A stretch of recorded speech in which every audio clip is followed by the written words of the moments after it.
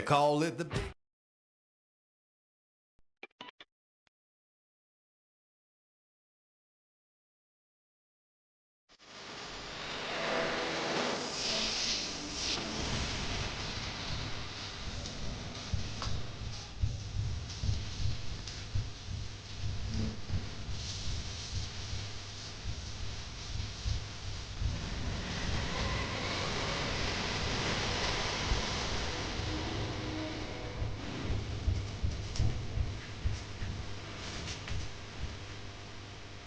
Cardinal Baseball Live on Tradio begins now.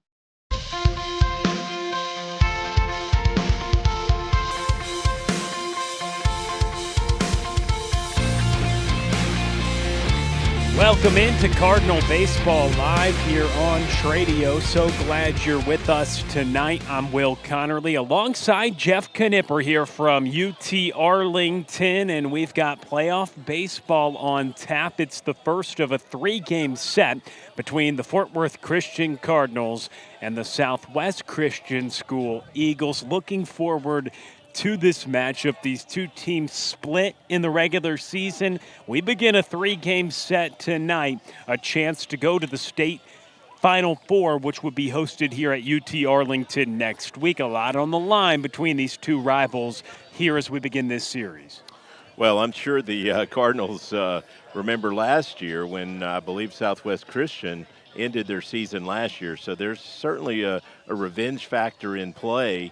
One of the things interesting in your interview with Coach Greer is he mentioned that Carney went down, I believe, early in that series with a hamstring injury, and I'm sure that was a blow to the Cardinals offense. And it's hard to say that this Cardinals squad isn't a much more offensively talented squad than last year. I didn't see them play last year, but I doubt they put up the lofty numbers that they have this year. So you got to like their chances tonight and in the series. Yes, I mean, it's going to be a great battle.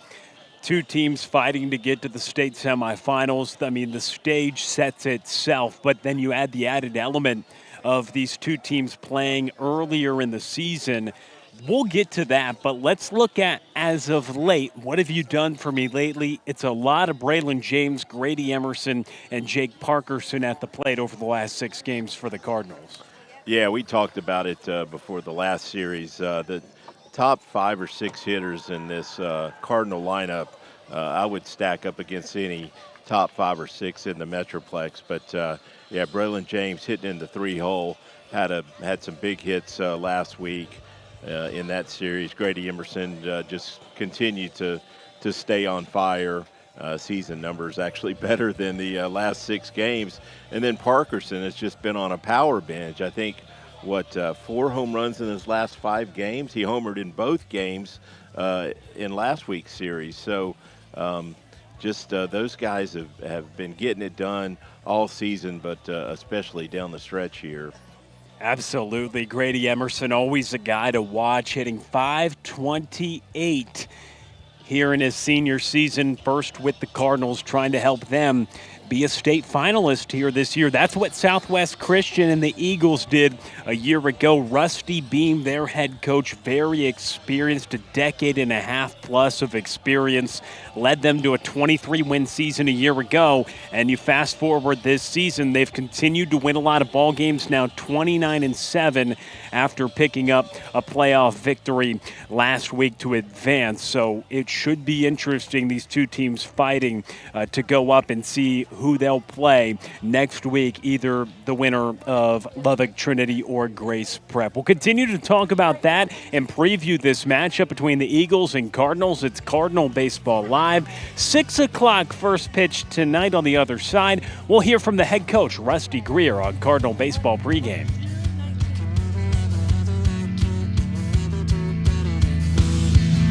Fort Worth Christian School is Christ-centered, college preparatory school where every student is known, loved, and valued.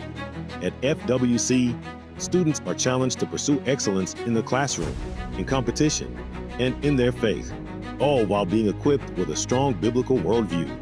From standout academics and championship athletics to award-winning fine arts and a vibrant student community, Fort Worth Christian is preparing tomorrow's leaders today. We invite you to discover the difference for your family. Visit fwc.org to learn more, schedule a personal tour, and experience Fort Worth Christian for yourself.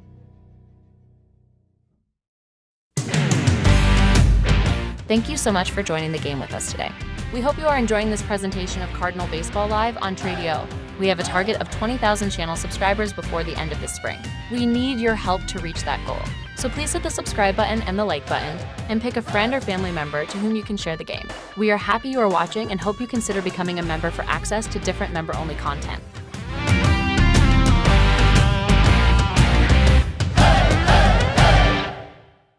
Welcome back to Cardinal Baseball Live here on Tradio. Happy to be joined by head coach Rusty Greer. Coach, your team continues the playoffs tonight, and you do it against a team that ended your season last year. What do you remember about that series a year ago? Well, last year we played a single game, and we didn't get an opportunity to play a 3-game series. I feel good about a 3-game series that we're going to play. But last year we ran into a situation where our leadoff guy, Griffin Carney, pulled a hamstring. I think it was his first at bat. He had to come out of the game, so we had to put our backup second baseman in at second. So we kind of got out of the gate slow from that standpoint. I thought we performed well. We got down to the end of the game, and we made a couple of mistakes that were not typical of the team last year. And they wound up pushing runs across and beating us. This year, as you've seen, we played tight ball games and have for 3 years. So tonight I look for it to be another tight ball game, and look for both clubs to be intent and play with focus and try to win game one for sure. When you look back on the series from last week, and you mentioned going into those games on Monday that you wanted the team to be business-like. You pick up a couple victories to advance. Do you feel like the team rose to the occasion with a couple of dominant wins?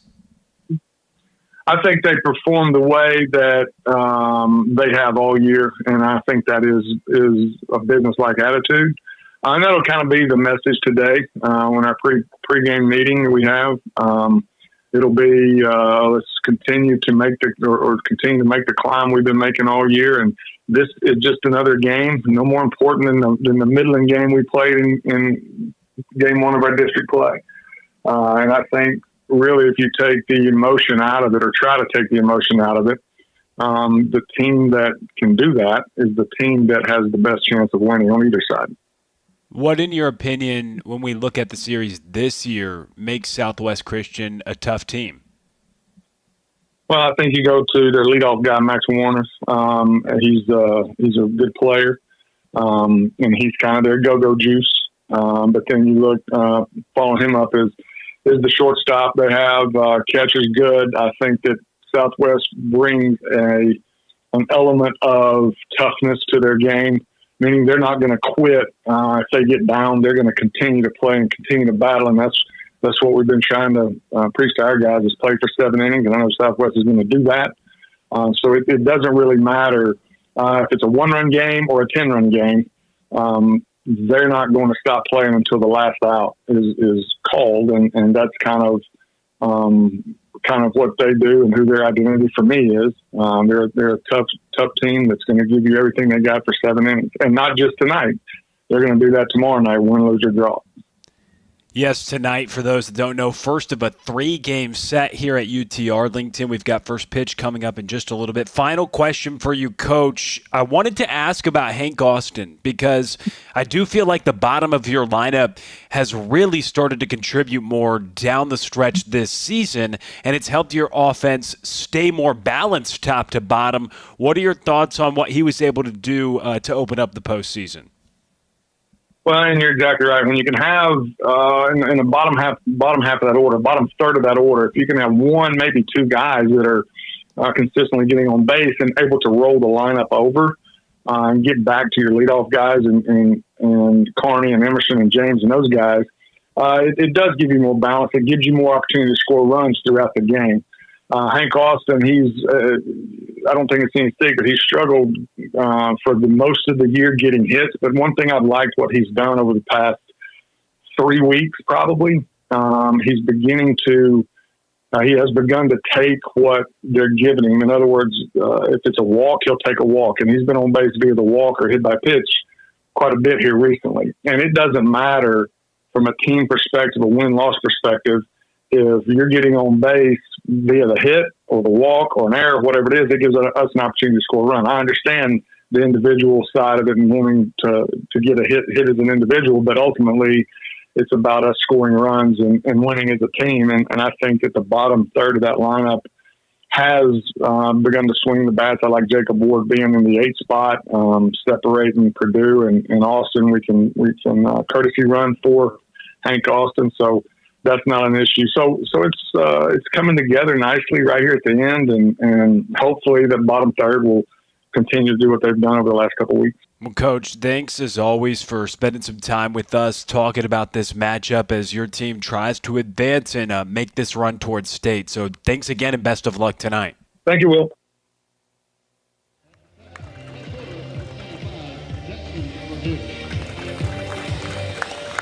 Batting 8, designated hitter, number 24, Jacob Ward. Batting 9, the catcher, number 1, Hank Austin. And pitching for the Cardinals, number 44, Fred Smeds. The head coach, Christy Greer, assisted by Jacob Pickles, John Hanson, Greg Wilkerson, Tyler Ritz. Ladies and gentlemen, the starting lineup and the rest of the Cardinals.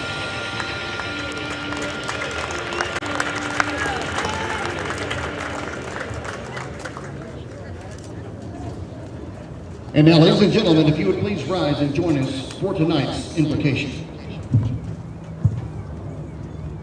Please pray with me. Heavenly Father, we thank you for tonight. We thank you for these two schools that are committed to Christian education. We thank you for their families who have poured into them, for their coaches. God, we thank you for the umpires. It wouldn't be possible to play if it wasn't for them. Lord, we are grateful for the game of baseball and the things that it teaches. God, we just pray for safety over these players, that they would understand that no matter the outcome of tonight's game, that their worth and their value is not tied to runs or wins, but it's tied to your Son. We are grateful again for tonight. Again, we pray for a good game, a clean game. Allow us to, while we're opponents on the field, that we're united as brothers and sisters in you. We love you. We pray these things in Jesus' name. Amen. Please remain standing for the playing of our national anthem.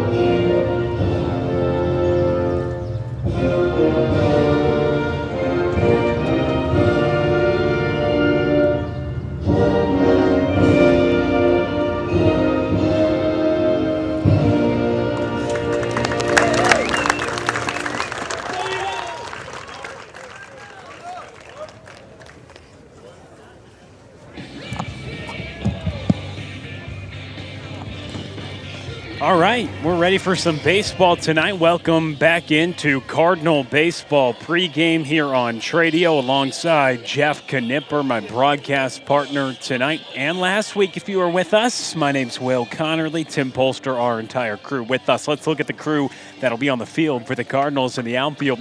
Jaxon Purdue in left, Braylen James in center, Jackson Casselberry out in right field, getting a taste of his future college home, a UTA commit here at UT Arlington. Jake Parkerson, Grady Emerson, Griffin, Carney, and Andrew Ridgel on the infield. And out on the bump as expected, it's Greg Smeds working the battery, and designated hitter tonight, Hank Austin behind the dish for Fort Worth Christian as well. And it is playoff baseball. Doesn't get better than this. Jacob Ward, the freshman designated hitter. More on him in the bottom of the order when the Cardinals come to the plate. You just heard Rusty Greer touch on that lengthening of the lineup, but it'll be Greg Smeds, the Cardinals, the home team tonight. A little bit of housekeeping here in the playoffs. These two teams did meet last year. However, it was a one-game set. This, a three-game series. So it depends on what the coaches determine. The three-game set is what we have. Cardinals home team in Game 1 and Game 3 if necessary. We have a 5 o'clock start tomorrow for Game number 2 of the series. Game 3, if necessary, would follow. Greg Smeds has been dominant. A 1.125 ERA in 56 innings with 50 strikeouts in the whip, around a 1.1. The lefty looking to set the tone. Well, he's coming off an excellent outing last week against Austin Regents. He went 6 innings, only allowed 1 hit, no earned runs in that game. And just looking back earlier in the season when he faced Southwest Christian back on March 19th, had a good outing that evening. He went 5 2/3, only 4 hits allowed, and 2 earned runs in that game with 6 Ks. So some good history right there for Smeds against this Eagles lineup. And on the flip side, we're going to see Cooper Rezner on the hill for the Eagles, and Cooper didn't pitch in those March games. So interesting pitching move right there. Rezner pitched last week in their playoff series and had 2 scoreless innings.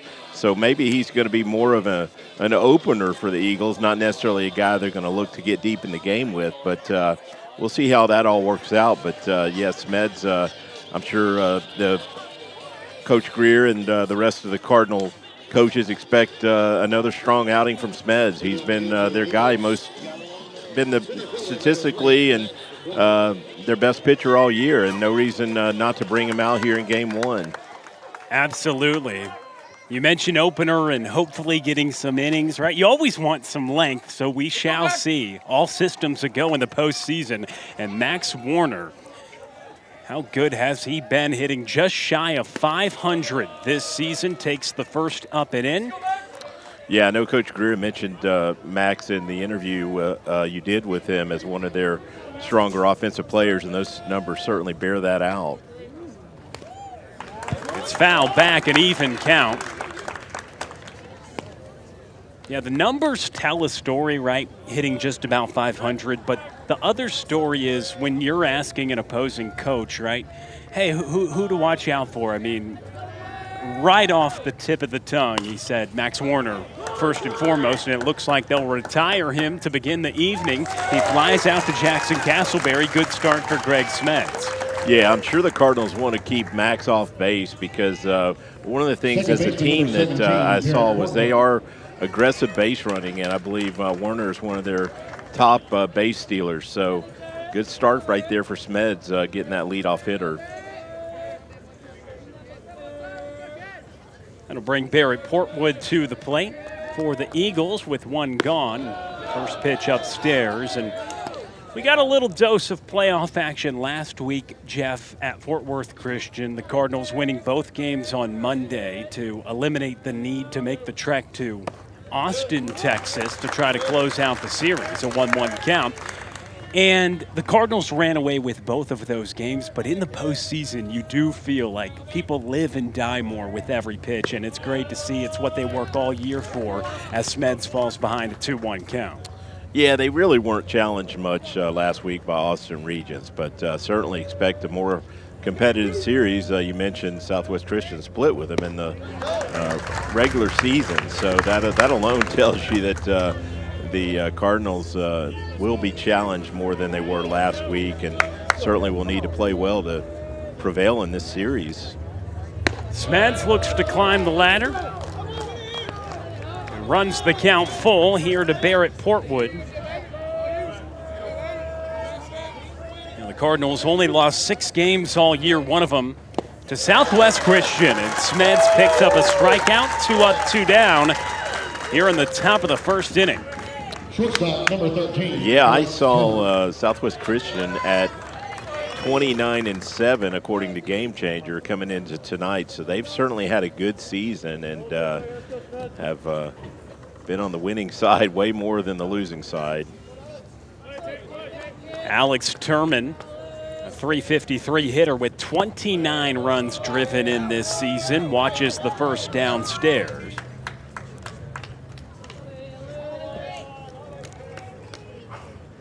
Smeds looking for a 1-2-3 frame. Working out of the stretch, and that's popped up. It'll get out of play. And drops in the bleachers in front of some Eagles fans here on the right side with the green. Out over in the left, you see a lot of the red for Fort Worth Christian. Nice crowd settling in. These two teams, Cardinals based out of North Richland Hills and Southwest Christian in Fort Worth. Well, they meet up in Arlington. And it's nice because the team that advances, they'll play here next week, so they'll get a little familiarity with the facility here at UTA. Yeah, it is a nice ballpark. Certainly the Cardinals have a nice ballpark, but this is a college field and has a step up from where they normally play. Parkerson unable to gather the ground ball to third. And Alex Turman will get aboard, and we'll get our first glance at this Southwest Christian speed on the base paths. Parkerson couldn't handle it just after that lip on the infield dirt. A little adjustment with a new playing surface, and the third baseman unable to corral that. Yeah, Parkerson knew he had to come get it and just didn't quite look it in the glove. Maybe a little bit of first inning jitters there. Paul Warlow now up to the plate with 2 outs and 1 on. And the first is bounced in there. And for Jake Parkerson, he has had the power surge, but for those that don't know, everyday guy last year at third, he committed some errors early on in the season and started DHing a ton, but then that glove came around toward the back half of the season and made some really nice plays at the hot corner. But right there, a defensive miscue extends things here in the top of the first inning. Yeah, I remember early in the season, McDonald was playing third base. Yes. And so they have made a change there since early March.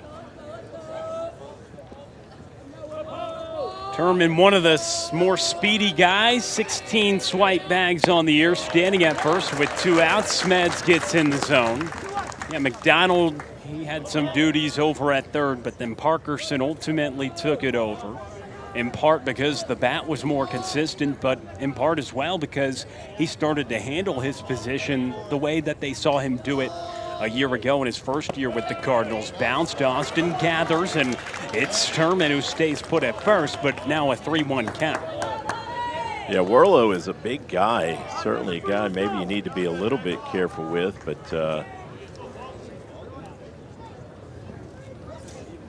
got to come at him here. Don't want to put a runner in scoring position with a walk. The 3-1, there is a walk, and first and second with 2 down.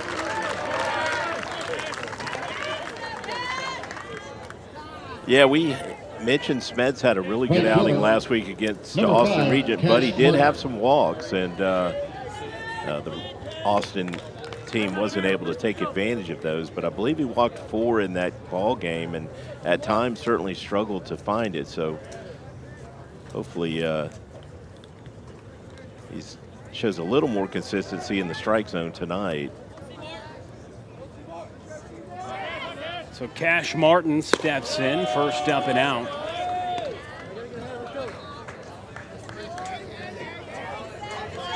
13th start of the year for the left-handed senior Greg Smeds. He's 9-0 in 12 starts coming into tonight.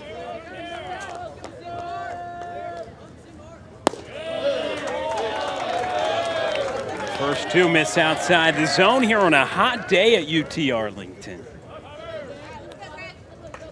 Mostly sunny, about upper 70s.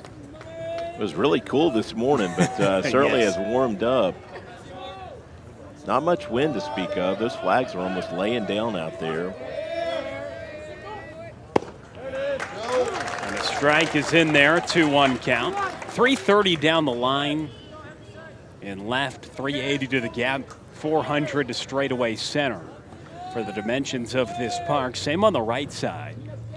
Yeah, much bigger ballpark than the Cardinals home. Another 3-ball count. Smeds will try to navigate with Cash Martin at the plate.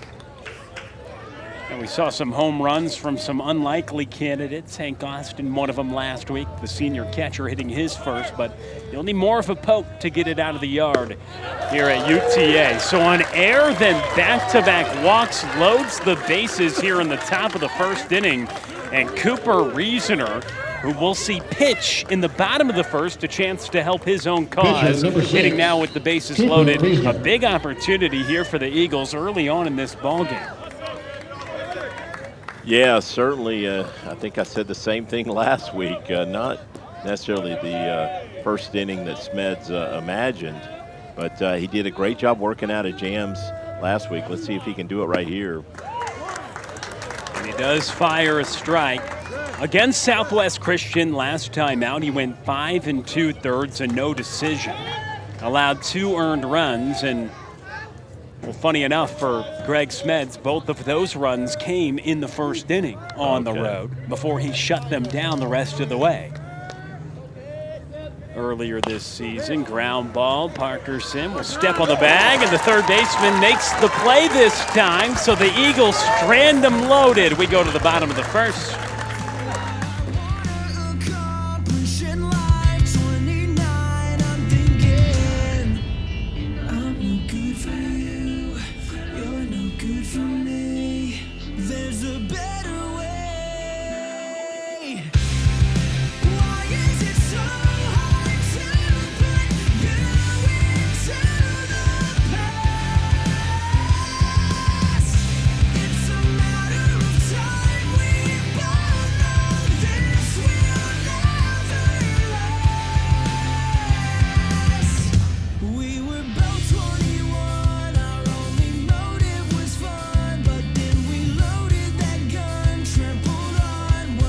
Young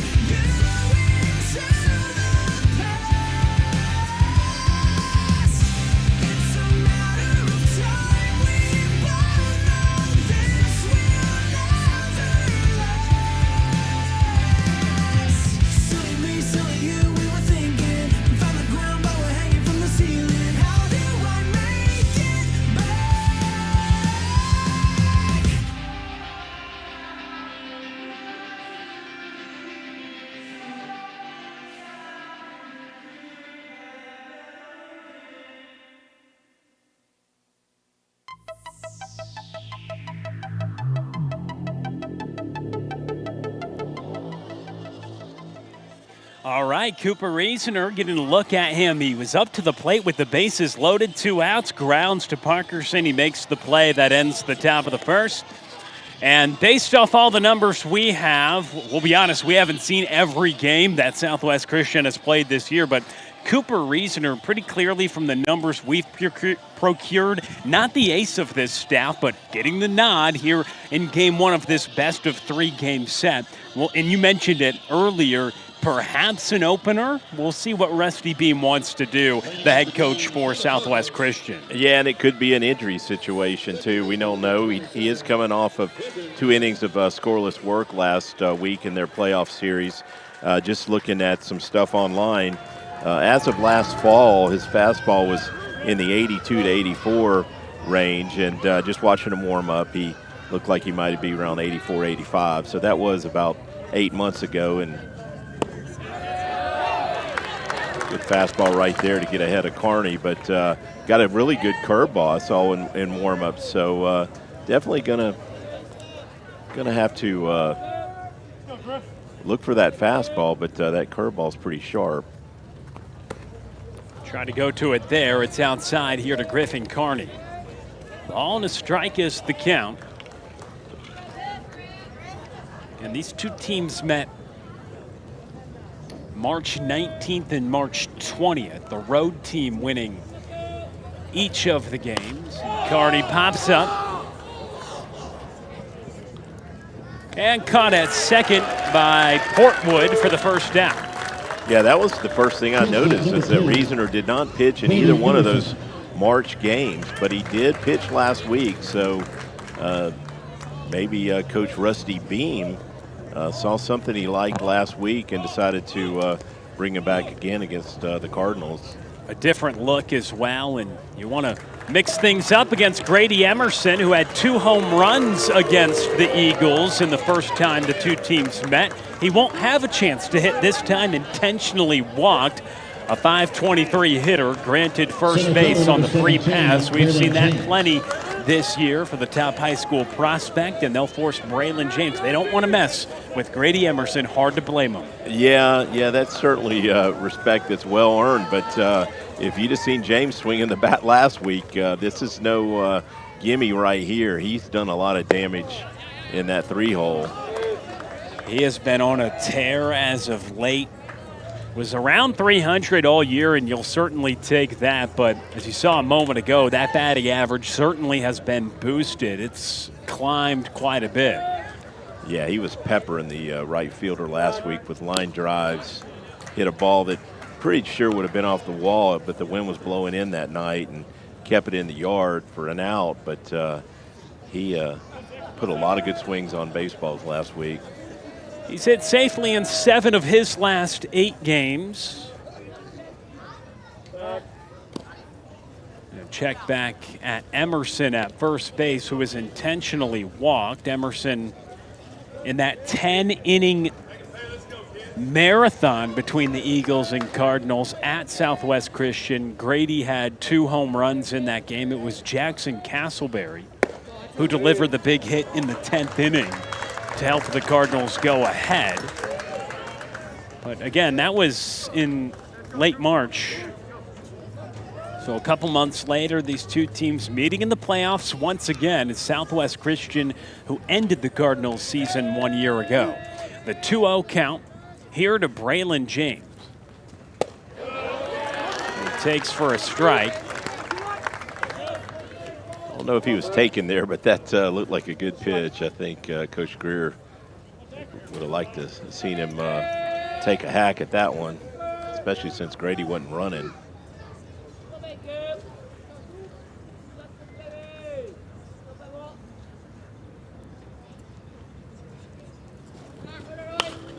James gets under it. Out to short.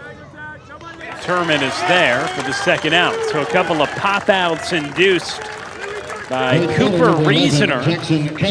And that'll bring Jaxon Casselberry to the plate.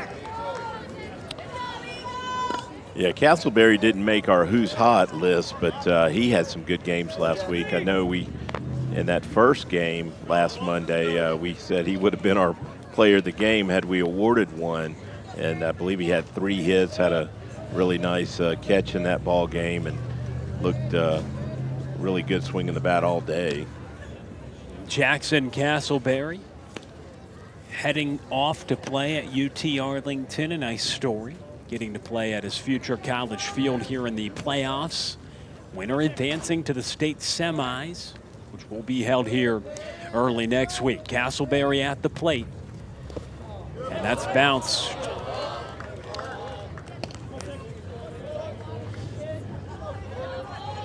Showing a lot of respect for the Eagles catcher. This is odd to not see Grady running right here. Maybe he will run here, but this is a spot where you would normally try and steal a bag.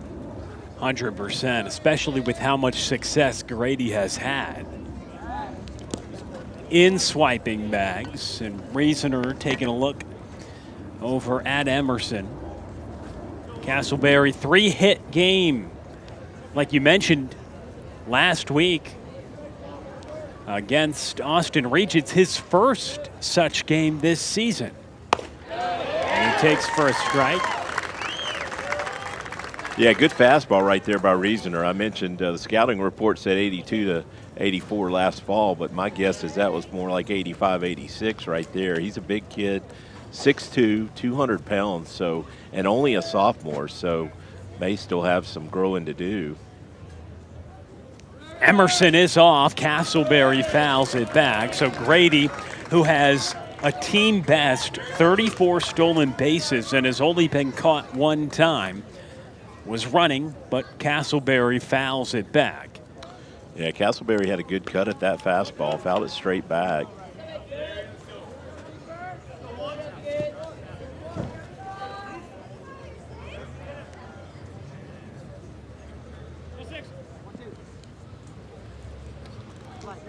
One-two count right here. Let's see if he goes at him with a curveball. The way the catcher's setting up, I'm going to guess he's going to try and work him outside. And if he is throwing a breaking pitch, that would also be a good pitch to run on. 1 ball, 2 strikes with 2 outs. Emerson, who was intentionally walked at first base. There it is. Emerson not going, but that is the breaking ball that Casselberry lays off, makes it a 2-2 count.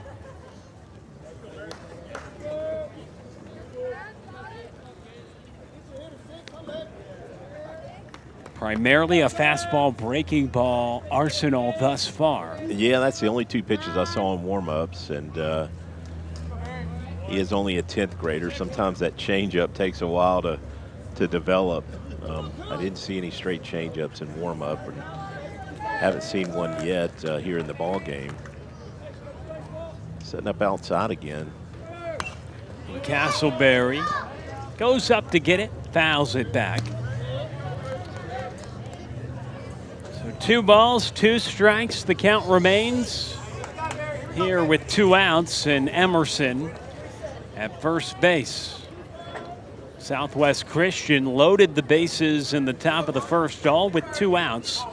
They were stranded. Rezner kicks and deals, and that's well upstairs. The breaking ball slipping out of the hand, unable to get on top of it, and it makes it a full count. Yeah, lost his grip or something. Just that one didn't look anything like his earlier breaking pitches. The other ones were down almost in the dirt. And Casselberry goes down swinging. Big strikeout from Rezner. So the only base runner is the intentional walk to Grady Emerson. No score after an inning here from UT Arlington.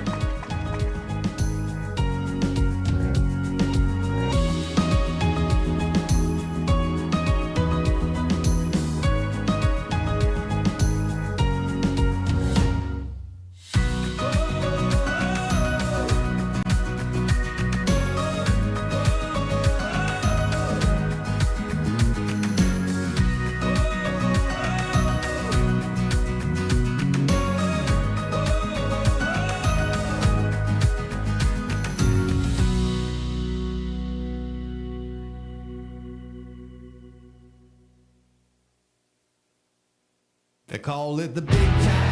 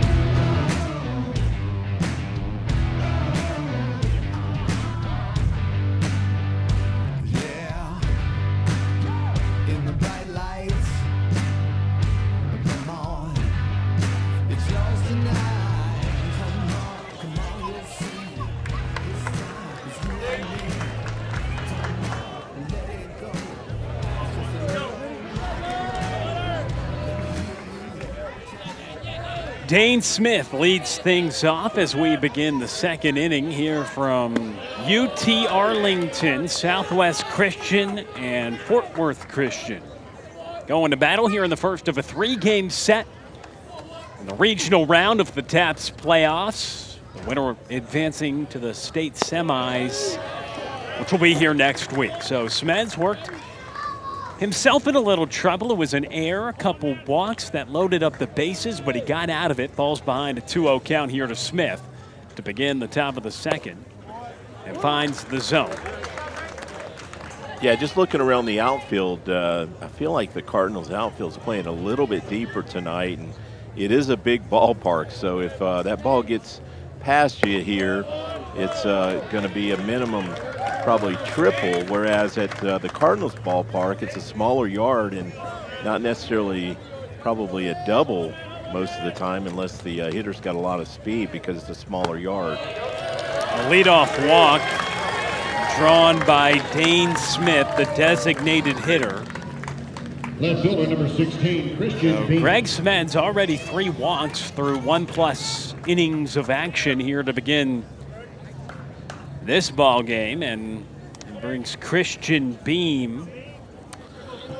I noticed he shares the same last name as the head coach, so I got to believe this may be the coach's son right here.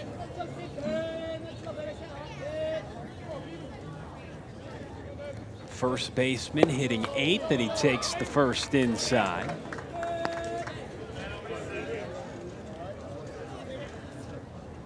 Got the old school Lagan look above the knees.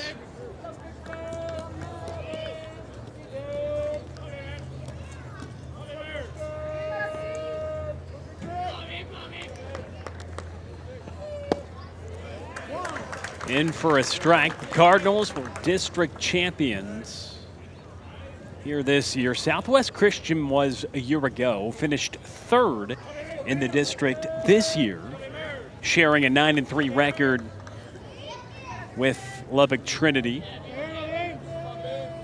Both tied for 2nd in the district, and well, they could see a familiar foe if Lubbock Trinity should advance against Grace Prep in their playoff series here this week.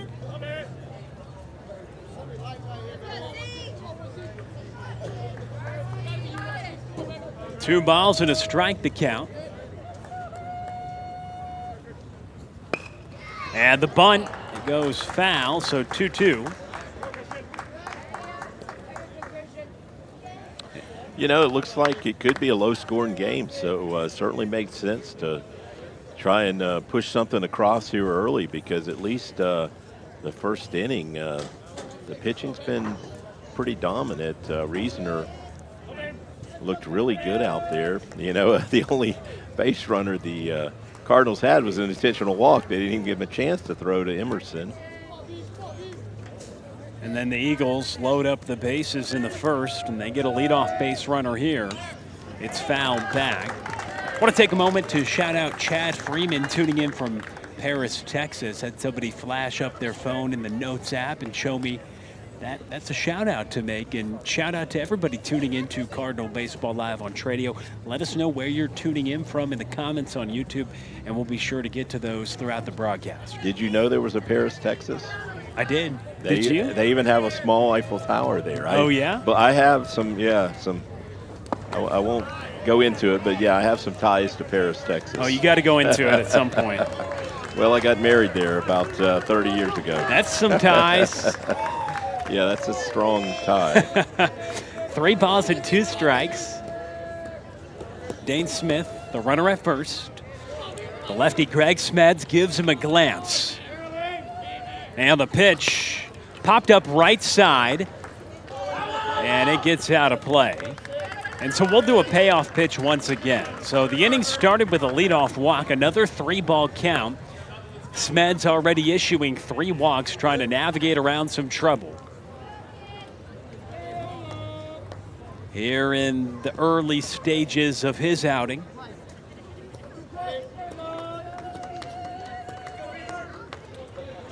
Yeah, really got to go get the number 8 hitter here. You just can't give him another free pass.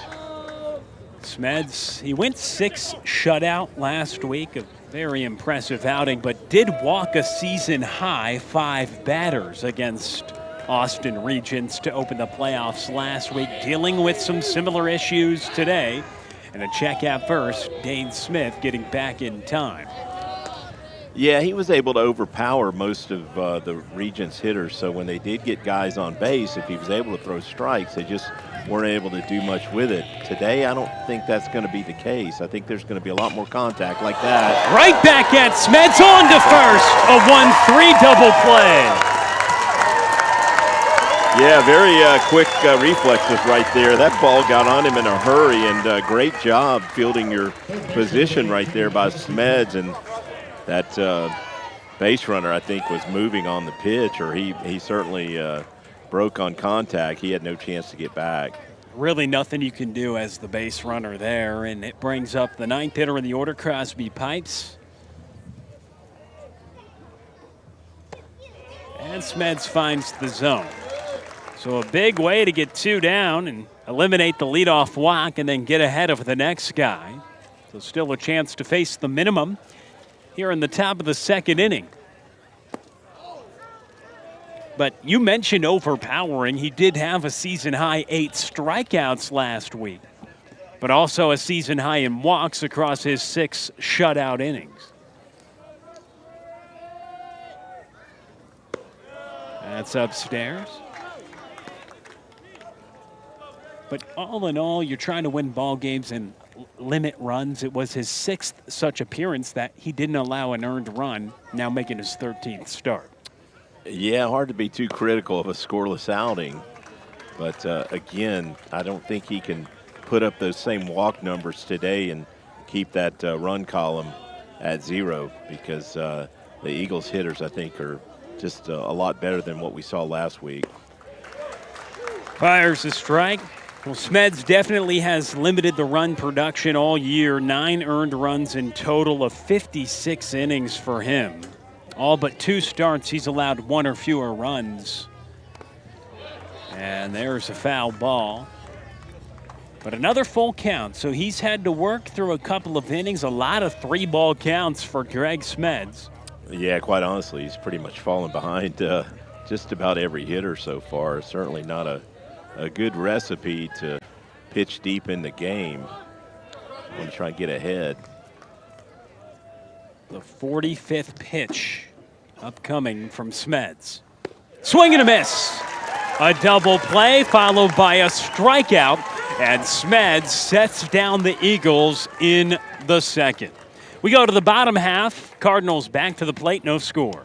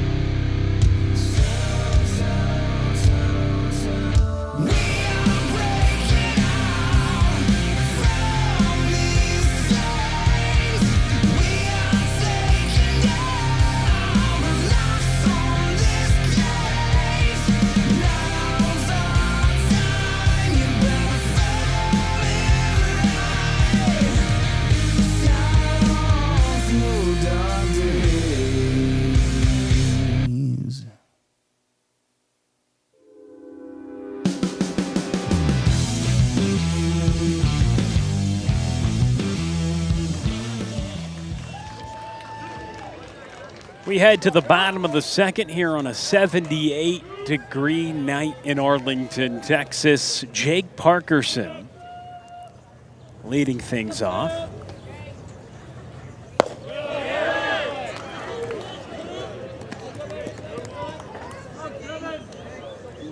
So Rezner looking pretty good in his first inning, just the one base runner, which was not his doing, an intentional walk to Grady Emerson.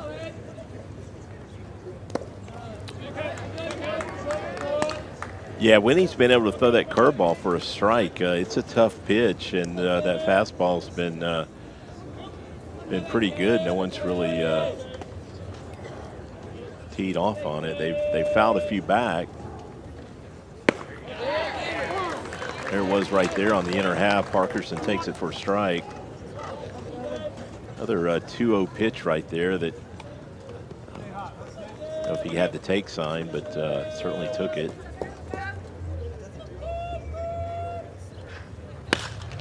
Parkerson ripping it to right, but it's handled by Martin. That ball was well hit, almost to the track out there. So Martin was playing fairly deep because that ball was hit pretty solid on the line. That'll bring up Andrew Ridgel.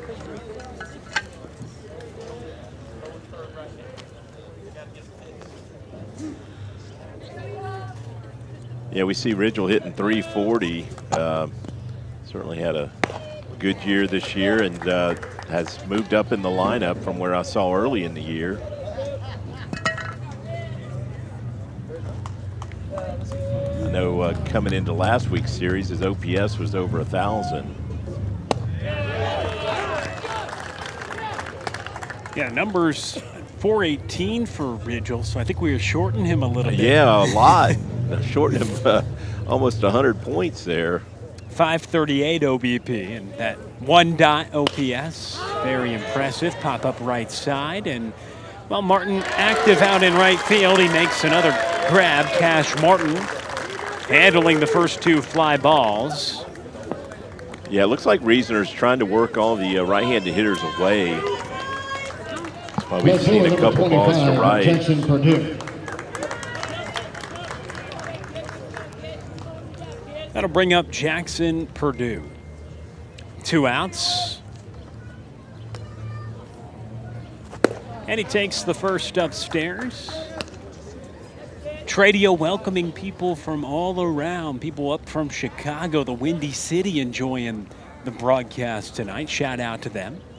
Well, it's a good thing they can enjoy one part of Texas baseball, because if they're Cubs fans, they can't have enjoyed the sweep that the Rangers just put on the Cubs. 2 of 3. 2 or 3, okay. Well, for the Rangers, that feels like a sweep. It does, especially coming against the Cubs, who, after that Friday win. And the last 2 games were shutouts. They were. Good pitching, and all in all, they had the best record in baseball, Chicago Cubs did, after beating the Rangers on Friday, and still one of the best teams in the league. But certainly they were just in Arlington, not far from here, at Globe Life. But you can't always assume, I guess, if they're from Chicago, they're Cubs fans. You never know. The White Sox having a better year this year as well. True, yeah, they could be White Sox fans. Yes. I think the majority of Chicago would probably claim the Cubs. But, Fair. there's that good breaking pitch right there. He didn't get the call, and he was halfway to the dugout. I don't blame him. It looked pretty good. It's a full count. On the White Sox, they've got the first pickup coming in the MLB draft. Grady Emerson expected to maybe go second to the Rays. We'll see. And the 3-2. Fouled back. Purdue had a good cut at that fastball, but boy, I think he might have caught a break on that 2-2 breaking pitch.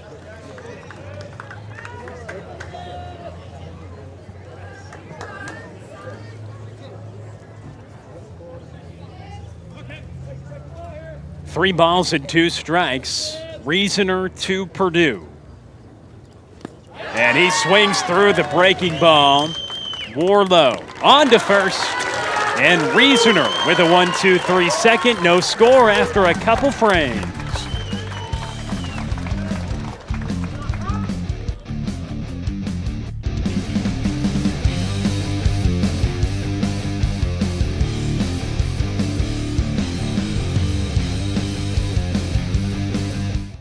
Hi, my my name is Madeline Moda. I'm in 9th grade, and this is my 4th year at Fort Worth Christian. I enjoy so much about FWC, especially the community.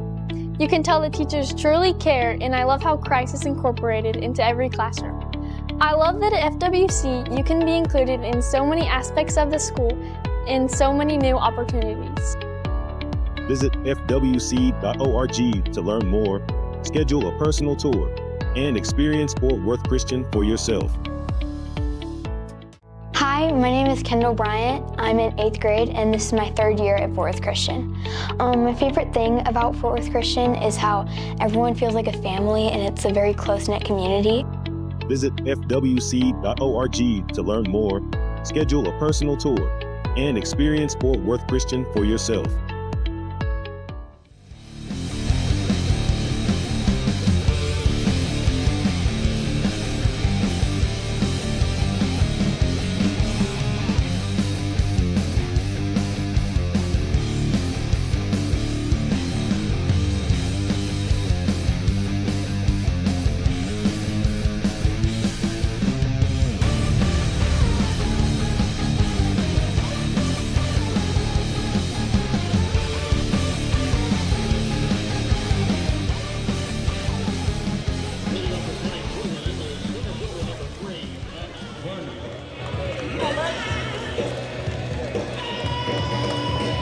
So we begin the top of the 3rd inning. Greg Smeds, 2 shutouts so far, but he's needed 45 pitches to do it, falling behind quite a bit. And Max Warner, the top of the order, up for the Eagles. And he falls behind. Yeah, I was looking at the pitch counts for both starters, and Rezner's also allowed no hits, but done it with far less pitches than Smeds. Rezner's only thrown 28 pitches through 2 innings. And Warner, the ground ball. He's probably been the most dangerous hitter this season for Southwest Christian, hitting just shy of 500 this season. With 49 runs scored, 25 driven in, 21 walks to just 11 strikeouts as well. He's been a competitive batter atop this order, but grounds this one to Parkerson. Throw pulls Ridgel off the bag, and Warner reaches on another error committed on the Cardinal infield. Yeah, that ball got on Parkerson in a hurry, and I think he thought he had to rush the throw, but he really didn't, and then he threw a BB to first that just sailed on him. See, the Warner was a good 12 feet down the line. He didn't necessarily have to use a cannon to get it there.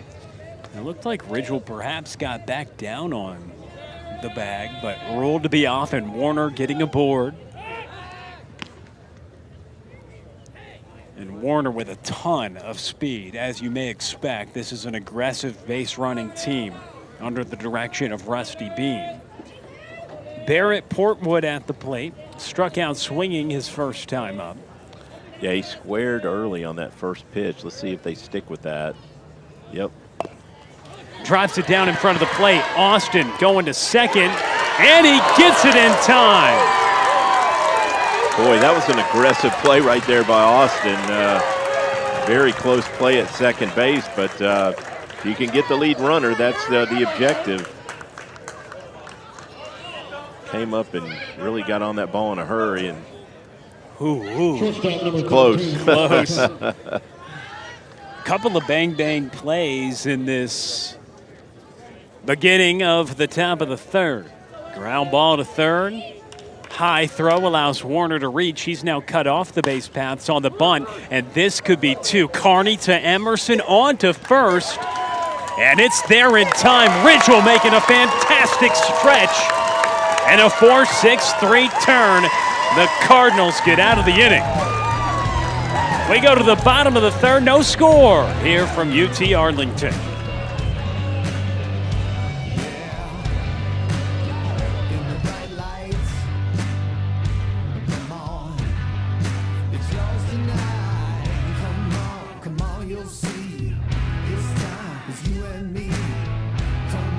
Let it go.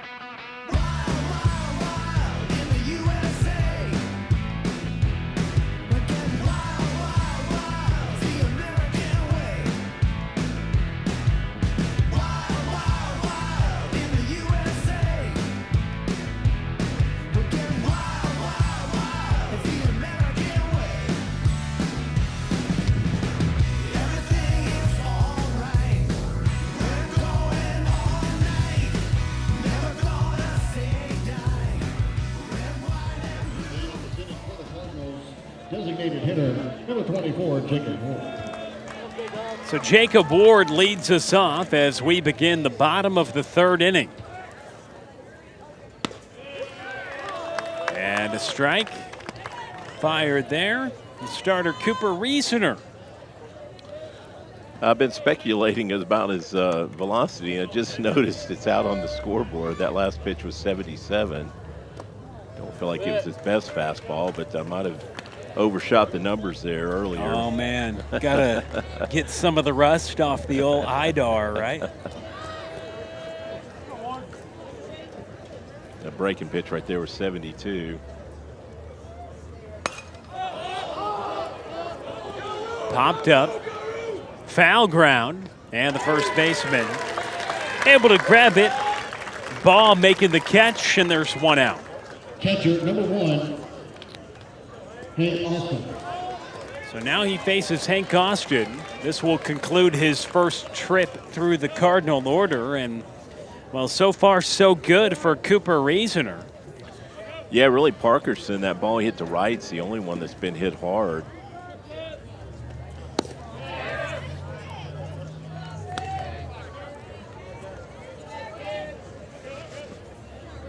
The only base runner is Grady Emerson getting aboard on an intentional walk. The second batter that came to the dish in the bottom of the first inning as Austin watches. 1 ball and 1 strike. We saw Hank Austin leave the yard. What a moment for the senior catcher. His first bomb of the season coming last week. Swing and a miss. Austin going chasing. And there's a glance at that velocity we see up on the scoreboard. We can reference from time to time. 73 miles per hour on the breaking ball. Yeah, at least from what we've seen so far, not a big gap between that fastball and breaking pitch. And there's a swing and a miss by Austin. 79. That second strike he swung at was, I think, what Coach Greer said he'd been doing a better job of, is not swinging at balls. And he did help him out right there on that breaking pitch on the second strike. That third pitch, third strike, I should say, probably was a strike on the inner half. So 2 down now. Back to the top of the order in Griffin, Carney. You know, Clay Gold Ballpark, the home for UT Arlington. It opened in 1974. When it was renamed in 2003 to honor former player and coach Clay Gould, as it's grounded to short, gathered by Turman on to first. In time, a 1-2-3 friend, Cooper Rezner, dealing through 3, no score.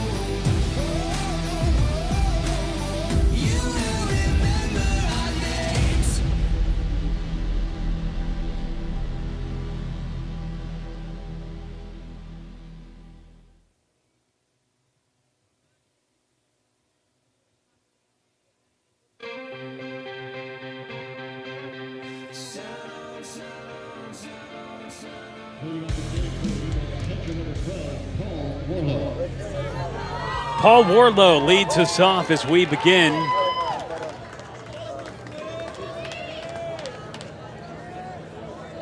Yeah, just looking up a little stuff about Warlow. He's only a junior this year, so he's got another year and already a big kid. Ton of extra base hit ability in the bat for Warlow. Got 13 doubles, a pair of home runs. Mentioned the field dimensions earlier. If you were with us, though, 330 down the lines, 380 in the alleys, 400 to center. A ball and a strike. That's up and in. But as you mentioned, the junior cleanup man has put together a solid season. Drew a walk his last time up. And the check swing. Appeal down to first. He did hold up, and now a 3-1 count. Yeah, it seems like Smeds has been in a lot of 3-ball counts, having to come from behind. And a walk issued there by Smeds. Staying on the theme of falling behind and losing a batter, he does issue another walk. His fourth of the ball game and second time that he's issued a free pass to Paul Warlow, who gets aboard to begin this inning. Yeah, Smeds has walked at least one batter in every inning so far. Brings Cash Martin to the plate. He walked in the first, and that loaded up the bases for the man on deck, Cooper Rezner, who's throwing the ball very well for the Eagles. But another leadoff base runner getting on. They had those fortunes in the second and the third. And despite not getting a leadoff base runner in the first, still loaded up the bases. So traffic has been consistent for Southwest Christian.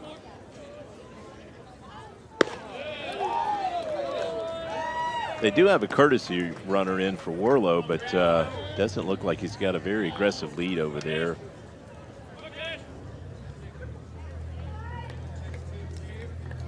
But a good shot of it right there. That's not a, gonna have to get a good jump from there.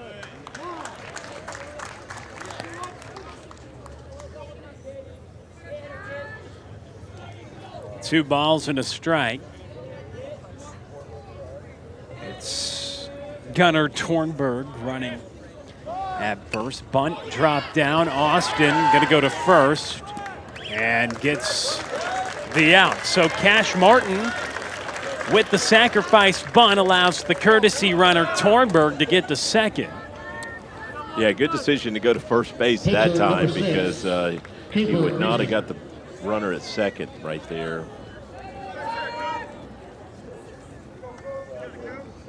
That'll bring Cooper Rezner to the plate.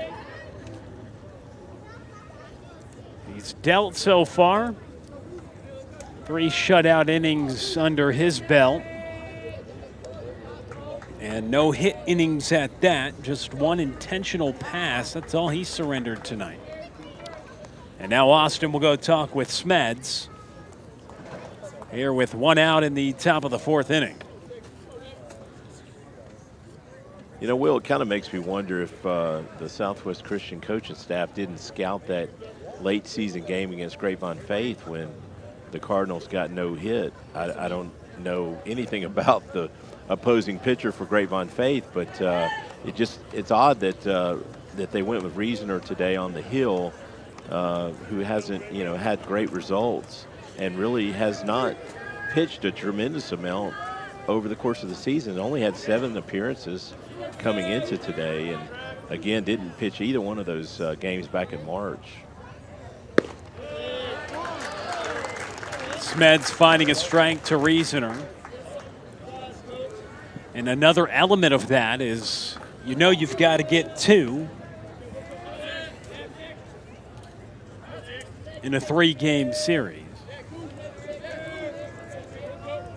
Yeah, you're definitely going to need 3 pitchers, probably 4, maybe 5.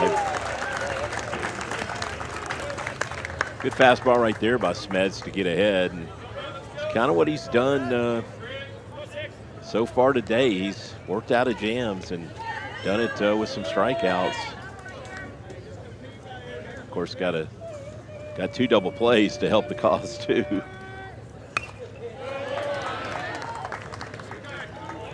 It's fouled, now to play. One of those double plays he started.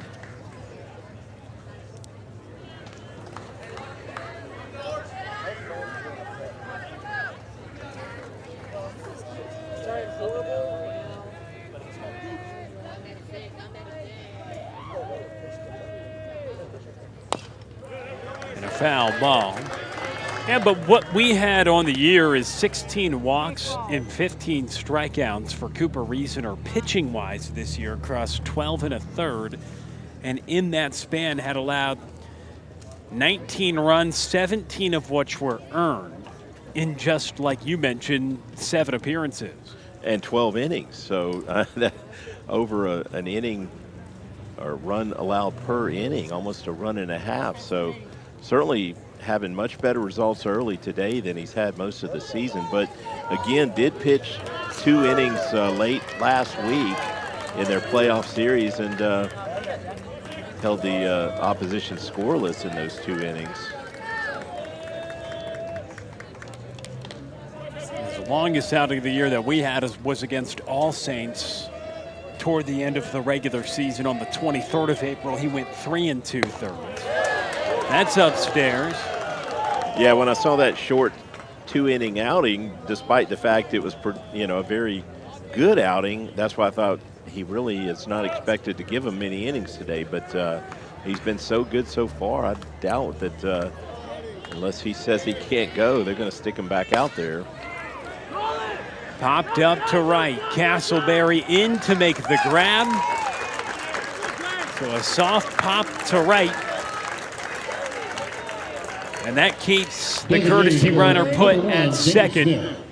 2 down. And nothing seems to fall in front of Casselberry out there. He plays shallow and has good wheels when he needs to come get one. They take away those dump hits to right field. That'll bring Dane Smith to the plate.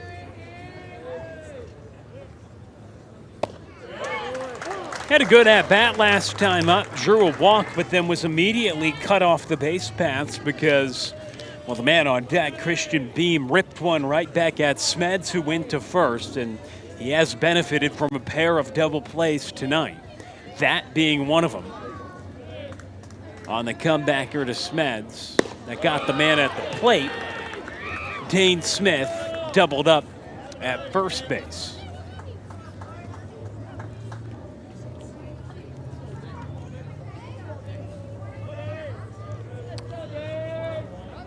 The Eagles do not have a left-handed bat in the lineup today.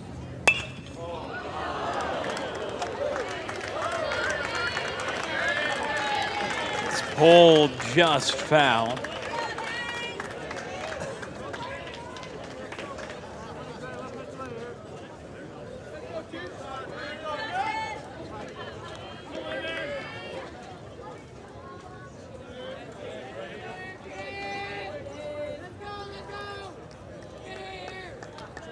All right, well, try an off-speed pitch right here. He's all over that fastball, just a little bit out in front of it.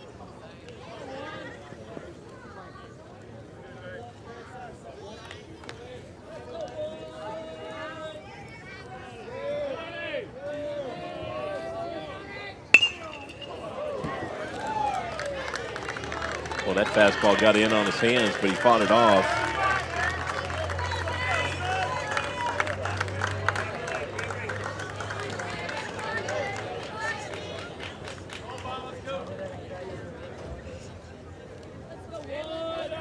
One ball, 2 strikes.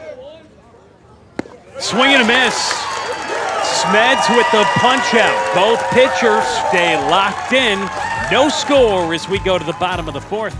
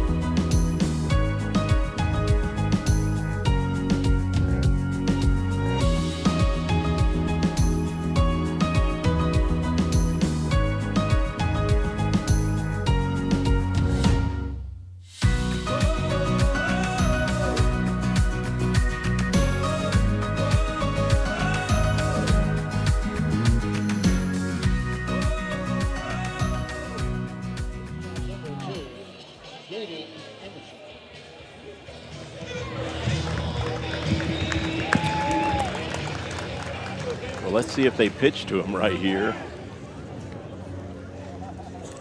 Grady Emerson, get a glance at the correct numbers that he's put up this year. .528 batting average.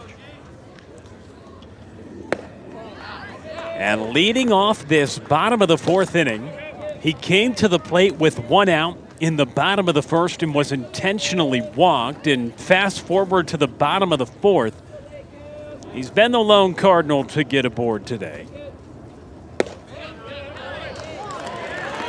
And Rezner finding a strike. So it does look like they're opting to pitch to Emerson, not wanting to put a leadoff runner aboard.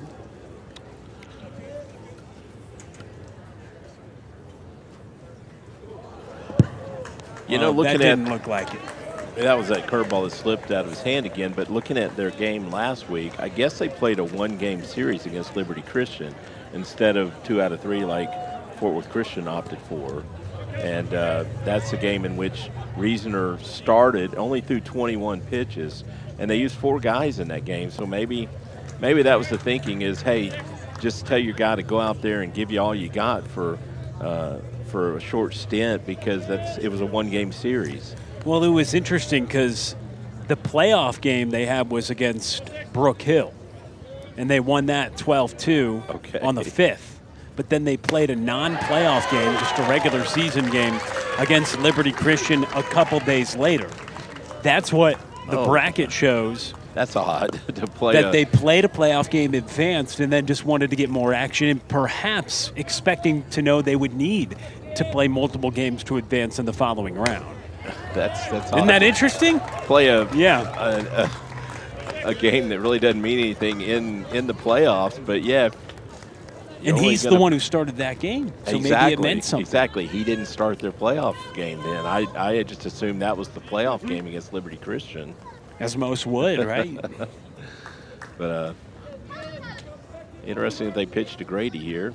And Emerson walking once again. They pitched to him, but same result, a free pass.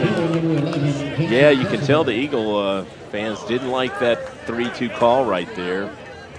Must have been a little bit out. It looked about waist high. We don't have the center field camera to tell you where it was.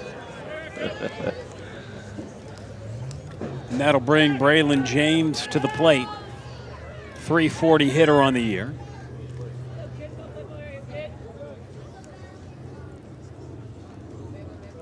And a check out first. Big shout out to Trey Bell putting up all the numbers on the screen, and Tim Polster.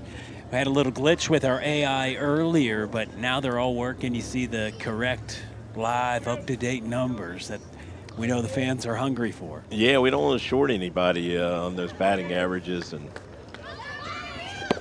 or plug anybody, right? You don't want to give them Seemed like so far we were aired on the downside. True. Except for Parkerson. I think when we flashed him up there, it said he had 11 home runs. Oh, wow. But I think it was because some of the games last week were duplicated, and so he had a big day, and it makes sense. Okay. But we're all set now. Check it, Emerson. Throw gets beyond ball, and Grady will take second. He's rounding second, looking for third, and Grady gets in there. Cardinals with a runner at third and nobody gone here in the bottom of the fourth. A pickoff attempt gone wrong. Here's another look. Yeah, the first baseman should have had that ball, but that's a danger when he gets by. It can often be a two-base throwing error. Although I would give the error right there to the first baseman. So the Cardinals committed a couple errors in this ball game on the infield at third. Didn't have to pay for them. Now can the Cardinals make the Eagles pay? The best run-scoring opportunity of the day, really, for either team. We saw the Eagles load up the bases in the first, but with 2 outs, a runner at third, nobody out, and the third hitter in your order, who has perhaps been one of the hottest hitters on your team, up at the plate. A big, big spot for Braylen James to try to score this game's first run. Yeah, nobody out, runner at third base. This is certainly a spot where you expect your hitter just to drive that ball to the outfield and push that run across. Obviously, if you can put together a big inning, then great, but you've definitely got to get that run in from third with less than 2 outs. They're going to play in on the infield, so they're going to stick with the belief that this is going to be a low-scoring ball game, because this is not necessarily a spot you would always play on the grass with nobody out. Braylen James, ground ball to first, but called a foul ball. So an 0-2 count. Yeah, you mentioned it earlier, Jeff. A low-scoring game is what you thought may be the case, even after Southwest Christian loaded them up, and Greg Smeds has worked around traffic, but a big spot here for the Cardinals. Well, I got to tell you, I only thought that after 2 innings of work, because looking at Rezner's numbers coming in, I didn't. Oh, that's well hit. Braylen James, it's well hit, and Grady will score. James digging for third. He'll get there, standing up, and the Cardinals take a 1-0 lead. What he was doing last week, just peppering that right field fence. Doesn't matter if the infield's in when you hit it all the way to the wall, and that's what Braylen James does. Triples to score the game's first run, and the Cardinals out in front with a chance for more. Here's Jaxon Casselberry.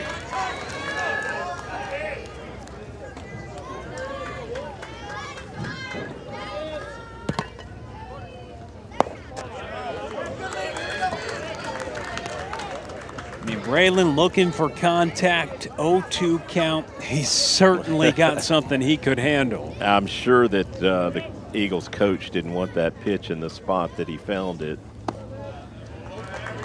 Yeah, he was well ahead in the count and right in the wheelhouse for Braylen James.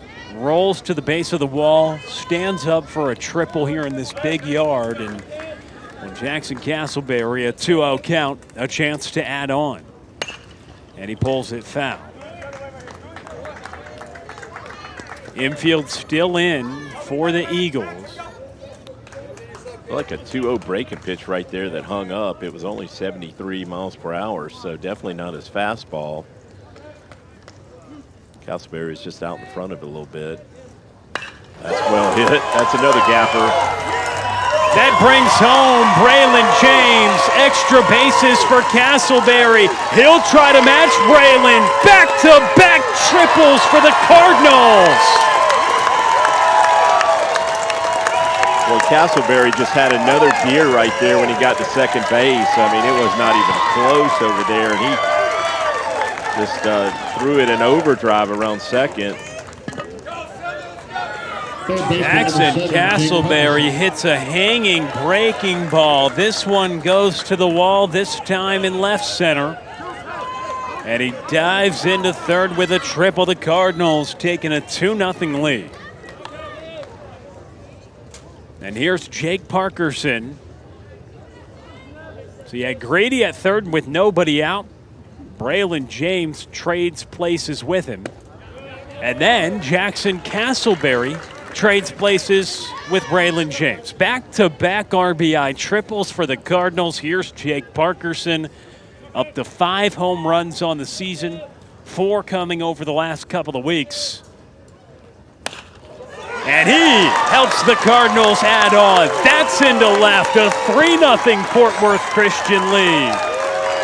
Kind of what we saw last week. It took him a few innings to really get the bats going, but once some guys started hitting some balls hard, it just was contagious. Turned into a hit parade, and that's kind of what we've seen here in the top of the 4th inning. It all started with a leadoff walk, but now 3 consecutive hits for the Cardinals after being held hitless through the first 3 innings of this game.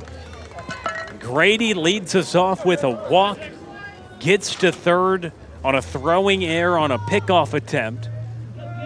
And then triples for Braylen James and Jaxon Casselberry. And Jake Parkerson adds on. 4 straight hits for the Cardinals. That's dumped out to center field by Andrew Ridgel. And the Cardinals with first and second, nobody down, 3 already across, and they keep on hitting here in the 4th.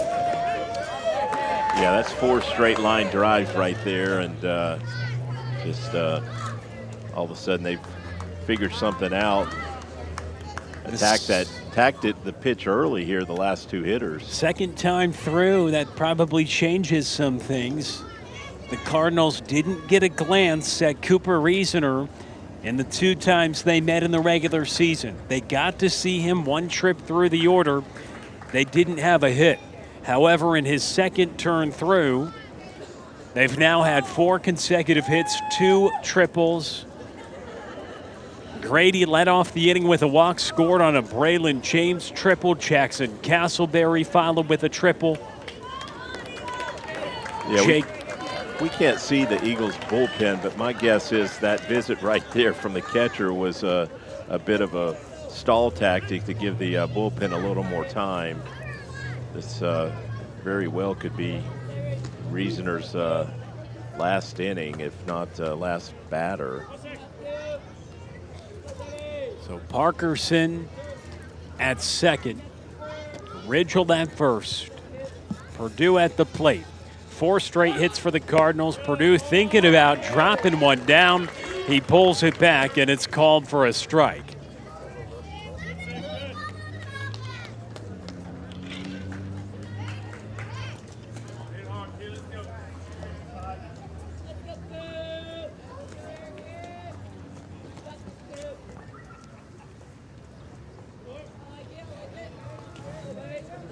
Back-to-back triples, followed by back-to-back singles, 3 across in the inning, and 4 straight hits overall for the Cardinals after being held without one for the first 3 innings. And Purdue, look at a bunt, hits off the mask of Warlow, and now an 0-2 count. Maybe calls off the bunt, and we'll see if Purdue can battle. They were trying to get runners, a couple of them in scoring position for one of the best hitters on the team with runners in scoring position, the freshman waiting on deck, and Jacob Ward. But an 0-2 count here to Purdue.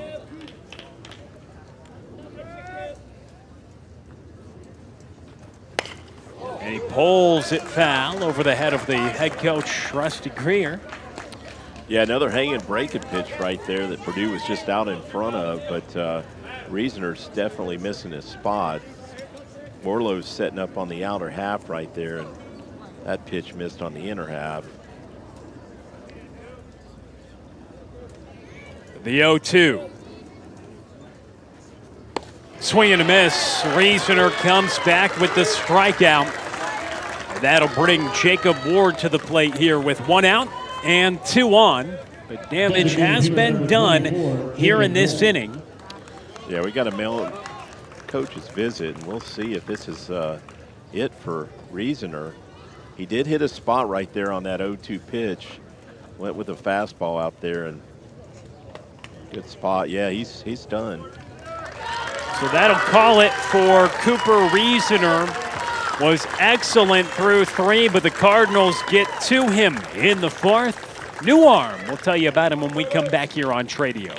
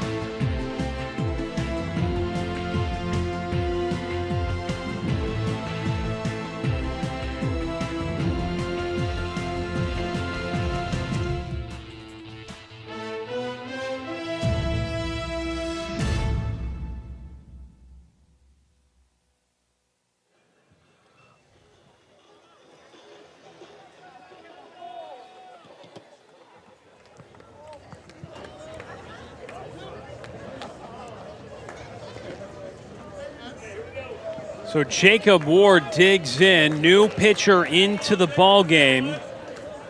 Brody Bravo Malo enters with runners on first and second. And one out, and the freshman Jacob Ward trying to help the Cardinals add on here. A 326 hitter. Bravo Malo. He's only a sophomore from what I found online. He's got 4 wins on the year, 12 appearances, 27 innings of action, 19 strikeouts to 10 walks, and a 4-0 mark on the hill.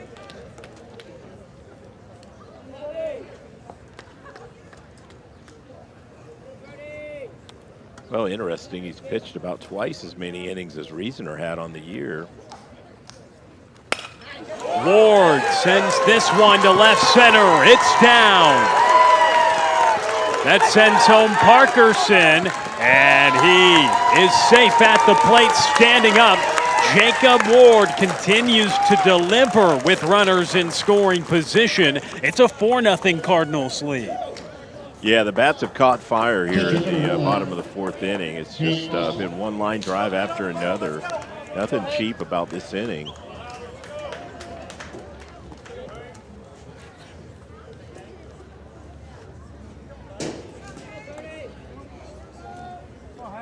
And here is Hank Austin. Ground ball too short. Booted for a moment, but staying with it is Alex Turman. And he goes on to first to get the sure out. But the little initial bobble eliminates the potential double play ball. And that puts runners on second and third here with 2 outs. Second baseman number 27. Yeah, that could have been an ending double play, and he just couldn't get a handle on that ball.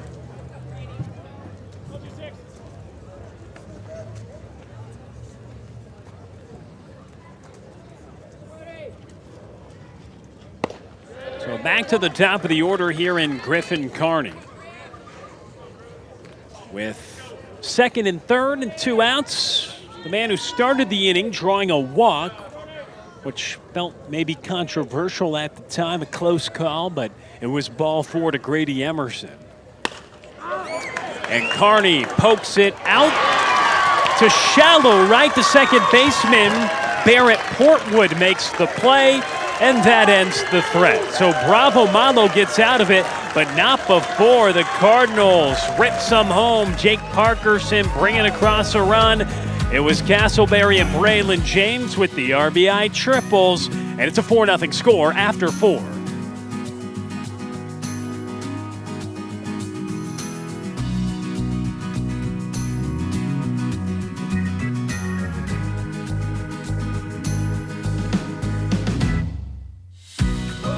Coleman, 11th grade. This is my first year at Forest Christian. I think that I really like about Forest Christian is just the community aspect of it. Once I got here, I feel like everybody just kind of like brought me in and was super kind. And I never really been in like an environment to where like everybody's just nice like that. Like it doesn't really feel like school for me. It feels like a community. Like I'm actually going there having fun and learning. Visit fwc.org to learn more, schedule a personal tour, and experience Fort Worth Christian for yourself. My name is Brooks Hill, and I've been at Fort Worth Christian for 3 years now. My favorite thing is probably getting the opportunity to represent Christ in everything that we do here, whether that's band or athletics or just in the classroom. Visit fwc.org to learn more, schedule a personal tour, and experience Fort Worth Christian for yourself.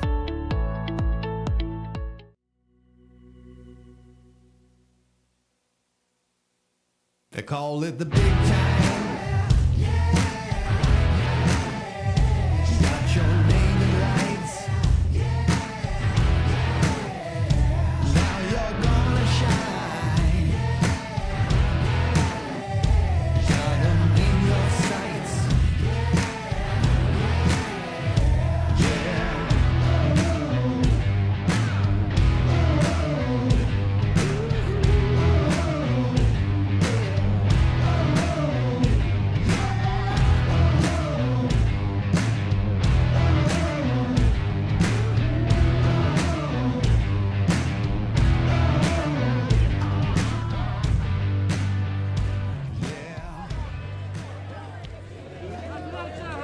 So the Cardinals striking first in this ball game. 4 runs in the bottom of the 4th inning.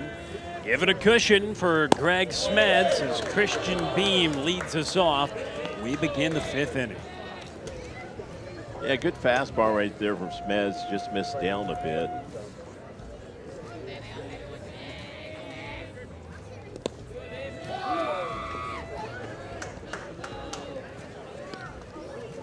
Two-0 count here to Beam. Run support for Greg Smeds.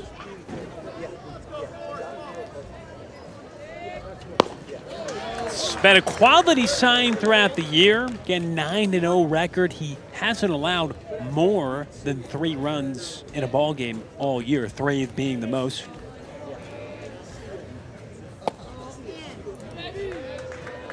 Yeah, finds himself in that familiar 3-1 count again right here.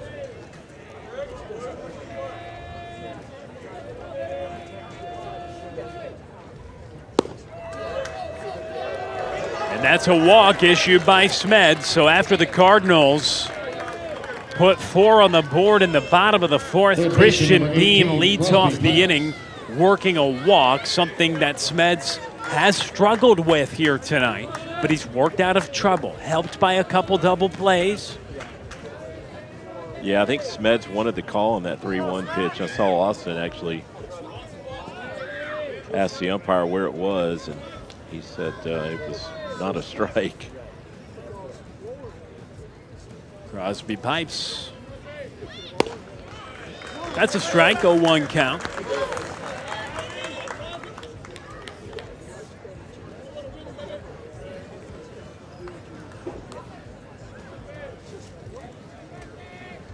With Beam at first.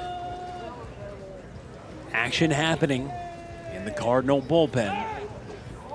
Can't see who it is from here, but we'll have an answer for you in a moment. Would be shocked, Jeff, if it wasn't Antonio Andujar, but we'll let you know. It is a right-hander, so that's probably a good guesstimate. It is. Binoculars confirm as that gets out of the glove of Hank Glaston. We'll get to him in a moment, but the reason we say shocked if it wouldn't be him, he has been lights out as lights out can get for the Cardinals down the stretch this year. And more on him in a moment if he should enter this ball game. But Smeds right now working with 1 on, nobody out. And the bunt dropped down. Smeds goes to gather, flips with his glove to first in time. Good sacrifice from Pipes, as Warner, the leadoff hitter, will now hit with a runner at second. Yeah, a little surprised to see them bunting right there, but that almost turned into a base hit. He almost got that past Smeds, and Carney was going to second base. So if Smeds doesn't get that ball, nobody does. It is the number 9 hitter, but hard to give up too many outs when you're down 4 runs. And part of that maybe is you want to guarantee that Warner hits with a runner in scoring position, your best hitter this year. But I'm with you there, Jeff. That ball is smoked to left center. It's down past the reach of Purdue in left. And Christian Beam will come home. Southwest Christian answers with a triple of their own, and they're now on the board. It's a 4-1 ball game here in the top of the 5th inning. Max Warner unloads on one, and a triple to boot, and it's a 4-1 score. Yeah, he teed off on that ball. Hindsight's always 20/20, but that runner scores from first on that ball. Didn't need to necessarily give up an out to get him to second base, and we're going to get a coach's visit. I believe that's Coach Hampton. Yes, pitching coach John Hampton, so not a change happening. Yeah, that's their first hit right there. Just talk to Smeds, and even if they are able to push this run across, you got to limit them to 2 runs right here, and obviously a strikeout's the first objective, but just stay out of a big inning. The Cardinals put you on 4 runs, and good chance they strike again when they get to the plate in the bottom of the 5th. But you mentioned that first hit. I mean, with all the traffic that Smeds has had to work with today, had to work around 2 errors. He has walked a season-high tying 5 batters again today as he issued 5 walks in his playoff start last week. But again, that being the first hit, and it comes against a likely candidate. You're not going to hold down Max Warner for too long, about a 500 hitter on the year, but allowing your first hit in the 5th, that usually is a good sign, and, well, we'll see how he can continue after the visit. Yeah, he has done a good job when he's had to, bearing down and getting some outs. Let's see if he can strand that runner at third right here. 1 out, 1-0 count. Barrett Portwood at the plate. Warner at third after his RBI triple. First 2 miss outside the zone. You would think with just the 3-run lead, and after a visit, the leash probably not that much longer with the action continuing to happen in the Cardinal bullpen. That's a ground ball, backhanded by Carney, but he throws it into the Eagles dugout, and that will award Portwood second. The throw from Carney just sails, and it's a 4-2 score. Yeah, Carney did a great job getting to that ball and backhanded it and was in good position to make a throw. That ball just slipped out of his hand. We've seen that happen with a couple pitches tonight, so maybe that ball is just a little slick, doesn't have the seams that they're used to.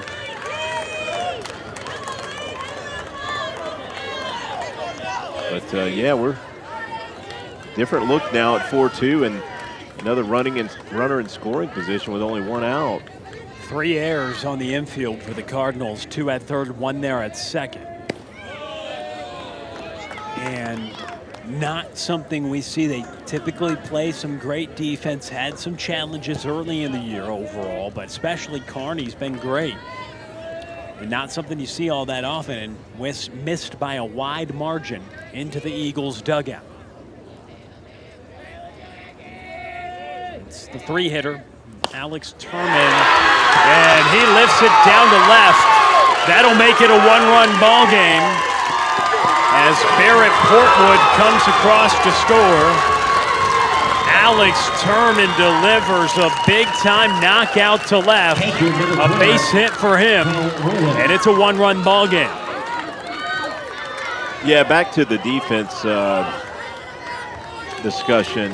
That's one thing that I mentioned last week that didn't really come to fruition, but here in the playoffs, and we are going to see a pitching change. Here comes Coach Greer, but your defense does tend to get tested more in the playoffs because as you face better teams, you're going to see more contact. Not going to get the high strikeout totals, last week being the exception. But, yeah, the Cardinals certainly have given them a few extra outs, and the walks also have been a problem. So Greg Smeds, his day is done, works 4 1/3, allows 2 hits and 3 runs, 2 of them earned, 5 walks, 3 strikeouts, and line not fully finished for him yet, responsible for Turman at first base. But as we mentioned and as expected, the dominant Antonio Andujar enters the ballgame. A 1-run game for a guy who's been nails in high leverage spots, and it's high leverage as it can get. A 1-run ball game in the postseason, knowing if you win this series, the state semifinals will be calling your name. But Antonio Andujar coming out to the mound, and then he went back toward the dugout. So yeah, it must have been an equipment issue because he did make it to the dugout but had to retreat. I'm sorry, made it to the mound and had to retreat to the dugout. There you go. He's coming out now. Yeah, we looked at Andujar's numbers in that Who's Hot segment. No earned runs allowed in the last 6 games, and I think that's been the case most of the season. He's had a lot of relief outings and scoreless ledgers.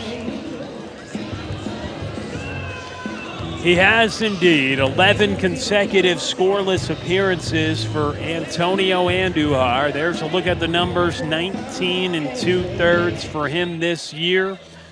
All of his action has primarily been out of the bullpen, made one start as an opener where he just went 2 innings. 24 strikeouts, a .763 whip.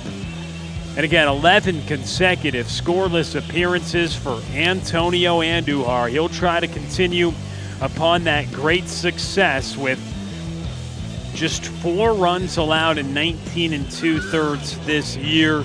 Does have 1 save and 1 win, and he comes in a big spot. The hitter will be Paul Warlow after Alex Turman delivered an RBI single to make it a 4-3 score. We've got some viewers from across the country tuning in tonight. Chicago earlier, Breckenridge, Colorado in the house, Harbor Springs, Michigan as well. So a lot of people across the country watching 2 teams that have aspirations for a state championship this year, but one of them gonna have to go home here this week as it's a best of a 3-game set. Game 1 in progress now. Game 2 tomorrow, and Game 3, if necessary, follows in a doubleheader tomorrow. That a 5 o'clock start, but Antonio Andujar being summoned.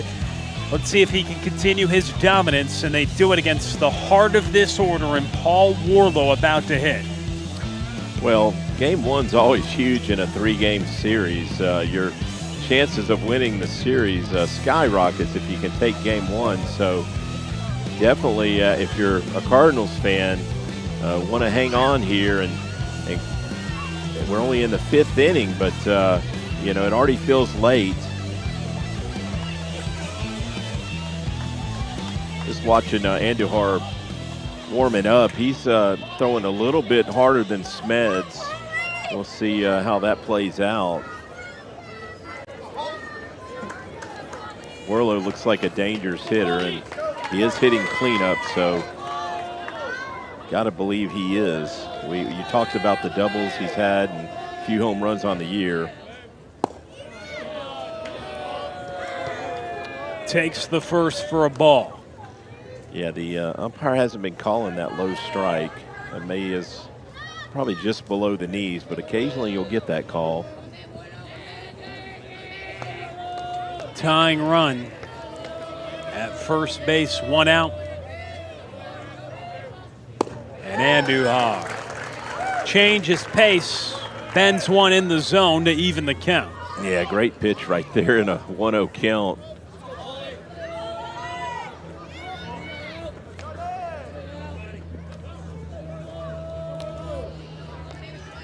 Warlow has walked twice.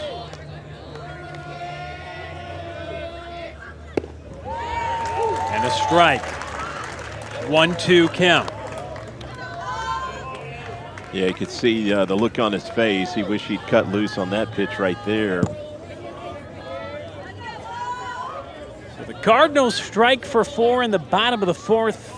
The Eagles have a strike back with 3 here in the top of the 5th. Pretty good lead over there at first base. Check on him. Turman able to get back in time.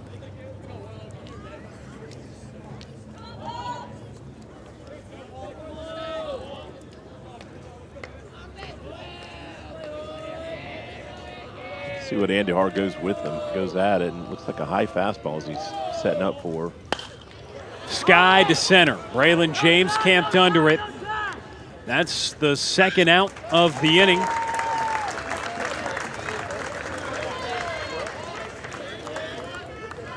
Right fielder number 5, Cash Martin.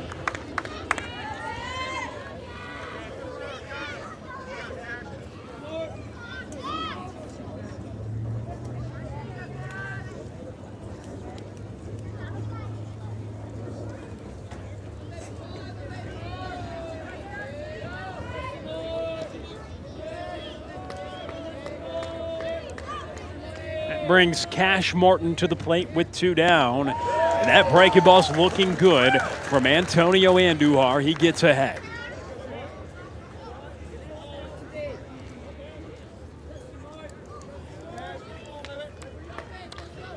Yeah, Game Changer shows Martin with no official at bats. He had 1 walk, so I'm wondering if he maybe had a sacrifice bunt that's not. He did. Okay. Yeah, the scorekeeper missed that, or at least the Game Changer scorekeeper missed that. It says no at bats though. It should Yeah. be right. A walk and a sack. Well, they don't show the sack bunt. Like the sacrifice typically would show down there. I see. Calling out Game Changer inputters now. But yes, Martin today walked and then had a sack bunt in his first 2 trips to the plate. Because I was going to say, yeah, he doesn't have an at-bat. But you're saying no. Yeah. Not going to talk about any more dirty pants. Fair enough. Boy, way out in front of that one. Yes. Dirty Pants, a reference from our series last week. You had an Austin Regions fan say something to the effect of, "You're disrespecting our players by talking about their dirty pants." Well, and you're more so giving them credit. They're wanting to get dirty early on. They showed up with dirty pants, and yeah, the mom thought we were making her look bad. the 0-2 misses up.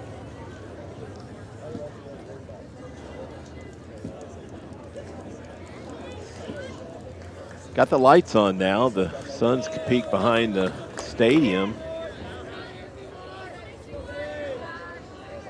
Still not enough for everyone to get rid of the shades. Antonio Andujar.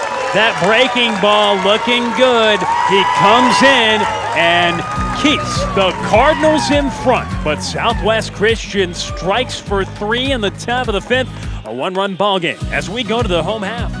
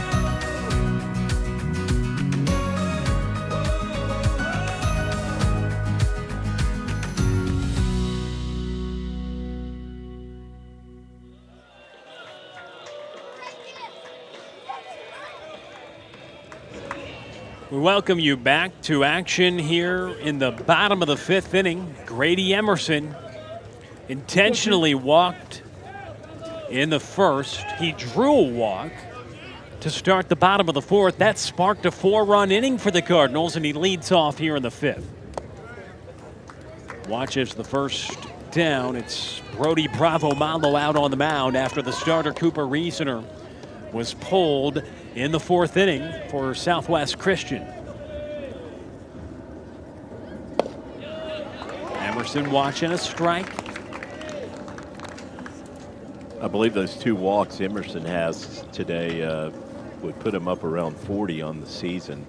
I know he came into last week's series with over a walk a game. That's why that OPS of his is over 60%, getting on base about 2 out of every 3 at bats.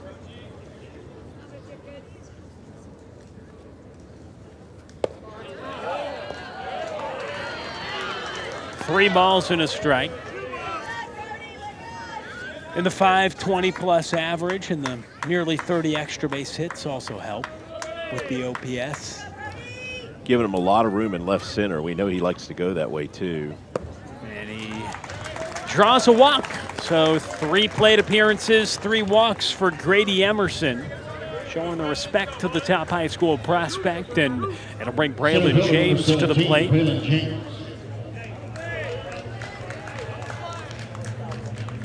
Wasn't the intentional walk we saw in the first, however, definitely looked like they were proceeding with caution. They know better than most he can do damage. Hit 2 home runs against them in the same game earlier this season at Southwest Christian. Yeah, they really didn't challenge him at all in that at bat. Mostly off-speed stuff off the plate.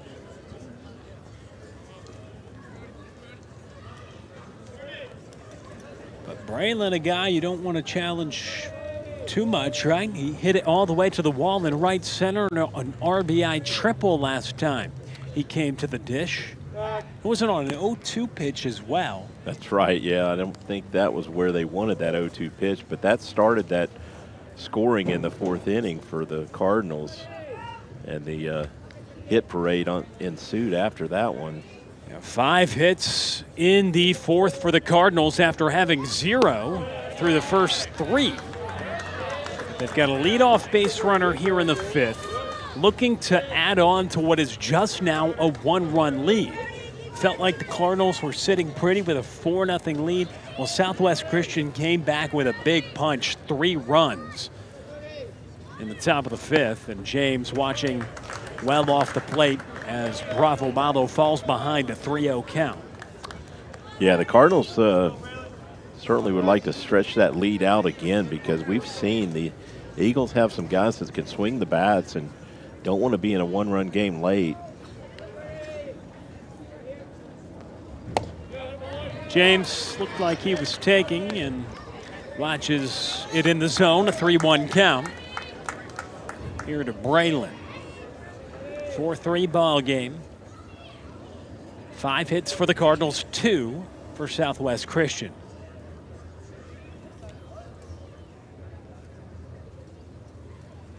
Long pause for Malo, and he steps off. Boy, as a hitter there, I'd be tempted to step out when he freezes you like that long in the box. It's hard to stand in there. Of course, the pitcher backed off the mound before James decided to step out. James looking ready with a 3-1 count. Runner is off, and Braylen sends another one to right center. It's caught, and Emerson getting doubled up at first. An 8-3 double play, and so Southwest Christian turns 2. Number 11, Jaxon Casselberry. Grady was off with the pitch and was unable to get back in time. James gave it a good ride. Here's another look. Yeah, look how far in the gap Werner is right there. He was shaded that way and honestly didn't have to go far to get to it. It was well hit, but just no time for Emerson to get back. He had to come from second base about the time that ball was caught.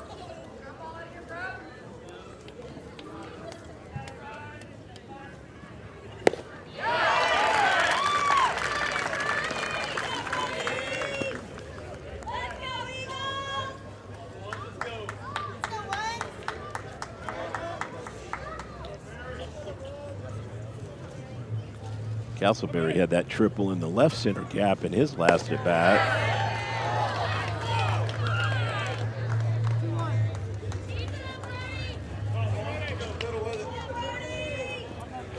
Still giving him a lot of room in that gap. They're playing him pretty much straight up. Swing and a miss.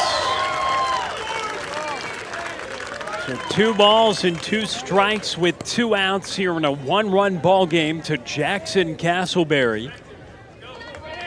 Regional round of the TAPPS playoffs, game 1 of this best of 3 game set. And Casselberry takes to run the count full.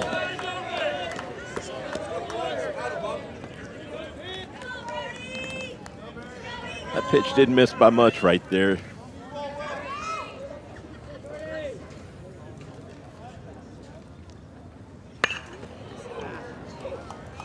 It's pulled foul.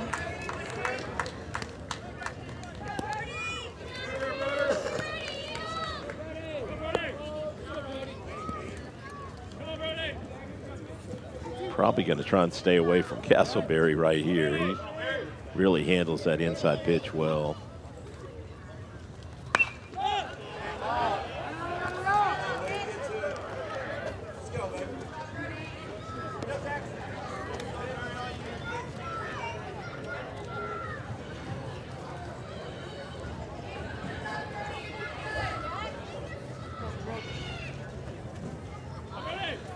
Yeah, you see the infield's in the shadows right now. I don't know if it's affecting the hitters any. Get a good shot of that on the camera angle. Everywhere, what, except third base?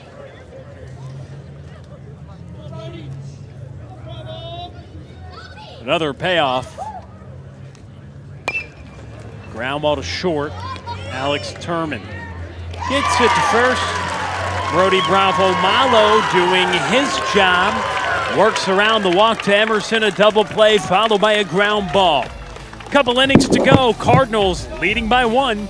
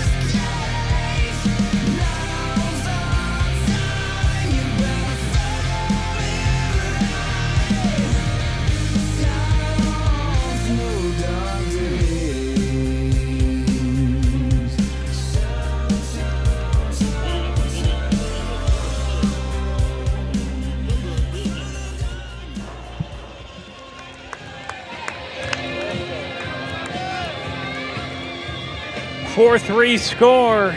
It's a good one. Here from UT Arlington, Jeff Knipper, Will Connerly here on Tradio. It's Cardinal Baseball Live. The TAPPS playoffs regional round. And Cooper Rezner, man who started the ball game for Southwest Christian, dealt 3 no-hits, scoreless innings. The Cardinals got to him for 4 runs, though.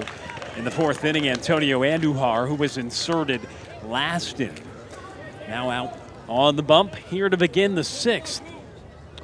Yeah, we definitely got a ball game on our hands, Will, and I think we expected that given the fact that these teams split in the regular season.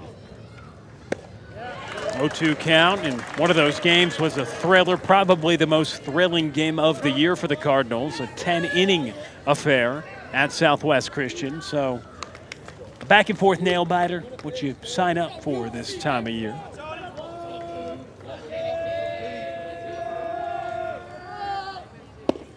Antonio Andujar. Good morning, good afternoon, and good night. He sets down Rezner on 3 pitches. Yeah, good fastball right there down at the knees. Designated hitter number Hadn't 1. gotten that Smith. call all game right there. Actually, that one was a little higher than some of those pitches that the umpire not Smeds threw some balls down there that I think he wanted the call but didn't get it.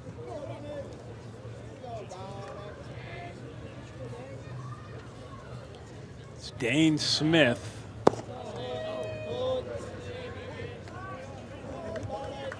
So Southwest Christian, they've generated 3 runs, all coming in that top of the 5th. All in all, though, just 2 hits today.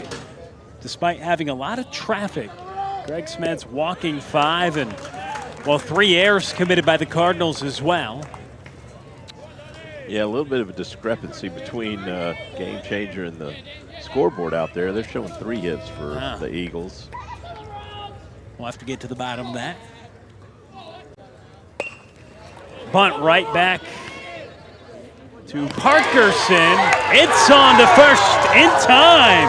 He's gone at first, looking to bunt for a single. It appeared like it was going back toward Andujar, but Jake Parkerson steps in front. He was charging. Let's see what the replay shows. That was close. We got an Eagles fan behind us that had him safe. I had just by about 3 inches. His foot was about 3 inches from the bag when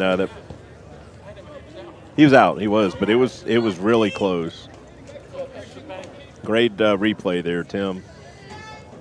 It was a bang play, but just barely getting him. And that's out into Grady Emerson. He twists and turns and makes the play. Yeah, that one looked like it had a chance to fall, and Grady kind of did a 360 and still makes the play. Here we go. He did do a 360. That'll get the job done, though. Cardinals leading by 1 as we continue to the bottom of the 6th.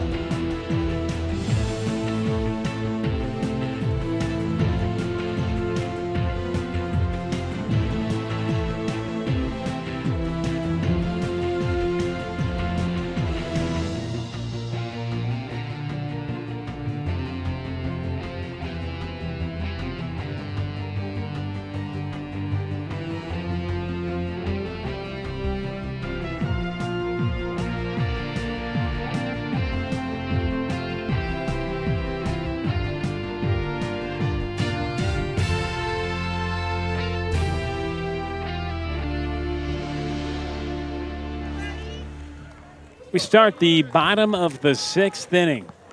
Ball game on our hands, intensity in the stands, and it's Jake Parkerson at the plate, 1 for 2 with a ribby. Had a base knock that scored a run when the Cardinals put 4 on the board. In the bottom of the 4th inning, he leads off here in the home half of the 6th inning. Pitching been great on both sides outside of just one crooked number for both teams. Yeah, Bravo Malo had a really good 5th inning. Made quick work of the Cardinals in that 5th. He's gone an inning and 2/3 so far out of the pen in relief of Cooper Rezner, who worked 3 1/3, allowed 4. But an inning and 2/3, just one hit, no runs for Brody Bravo Malo so far. And he gets Parkerson to pop up, but it'll get out of play. So 2 balls and 2 strikes upcoming. Jake Parkerson, been our player of the game the last 3 home games at Cadcourt Field. Yeah, I'm sure he wishes this game was being played at home today. He's seeing the ball well there for sure as of late. Jake Parkerson exploding with his power toward the end of the year. And he pulls one foul. You brought it up earlier, but just the home run pop. 4 home runs in his last 5 games coming into tonight, and 5 home runs in total on the season. Well, I loved how he gave his dad some props in the interview you did Yes. with them, talking about the work they've done in their batting cage. Right. That's great props. Skied out to center. That'll be out number 1. You got to give the parents props, though. We just celebrated Mother's Day yesterday. Yeah, that could pay off. Maybe get a new truck out of it, or a new truck. Dad's the one buying the bats. First baseman number 9, Andrew Ridgel. Andrew Ridgel up to the plate. 1 for 2 today.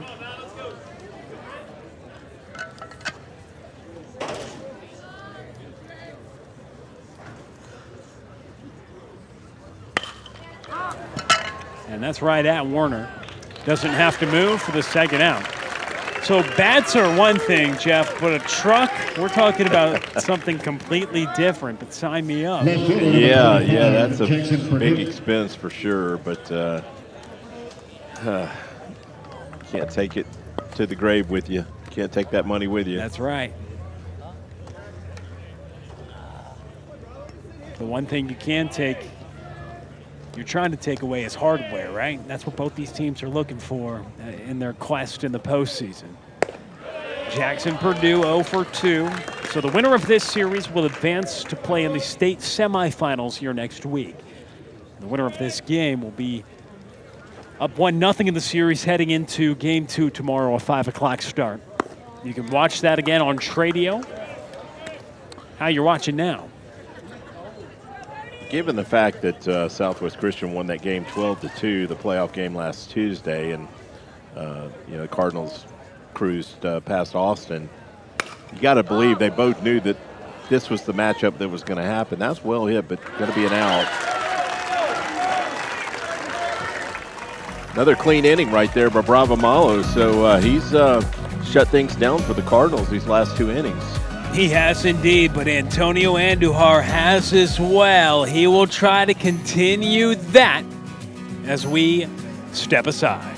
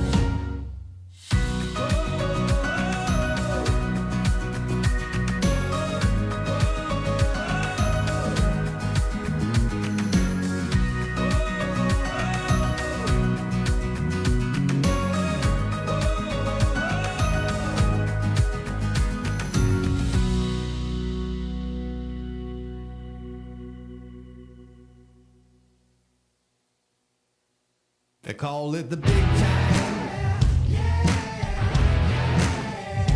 Got your name in lights. Now you're gonna shine. Got 'em in your sights.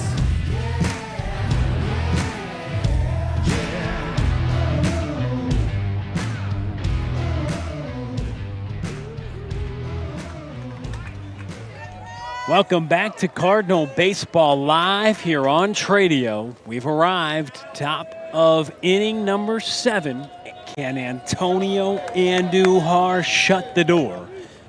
That's the question. He has been great as advertised. Came into tonight with 11 consecutive scoreless appearances.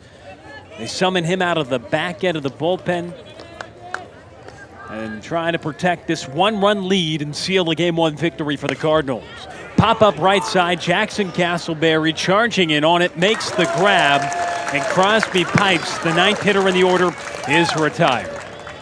Yeah, Andujar's been really efficient. That's 6 outs now he's got with only 18 pitches thrown. So Center fielder number 3. Certainly look for him to finish this game out for the Cardinals on the hill.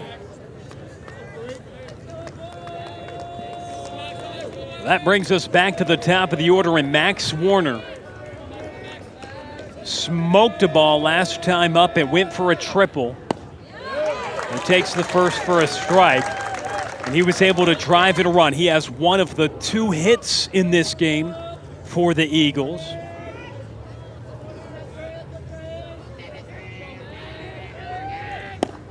Andujar pumping a couple strikes.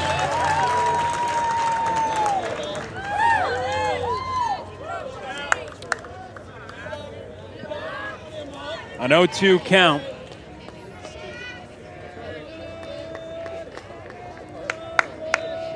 Like he's going to work outside, maybe a breaking pitch. Nope, high fastball. 1 ball, 2 strikes with 1 out. Max Warner, a triple last time up.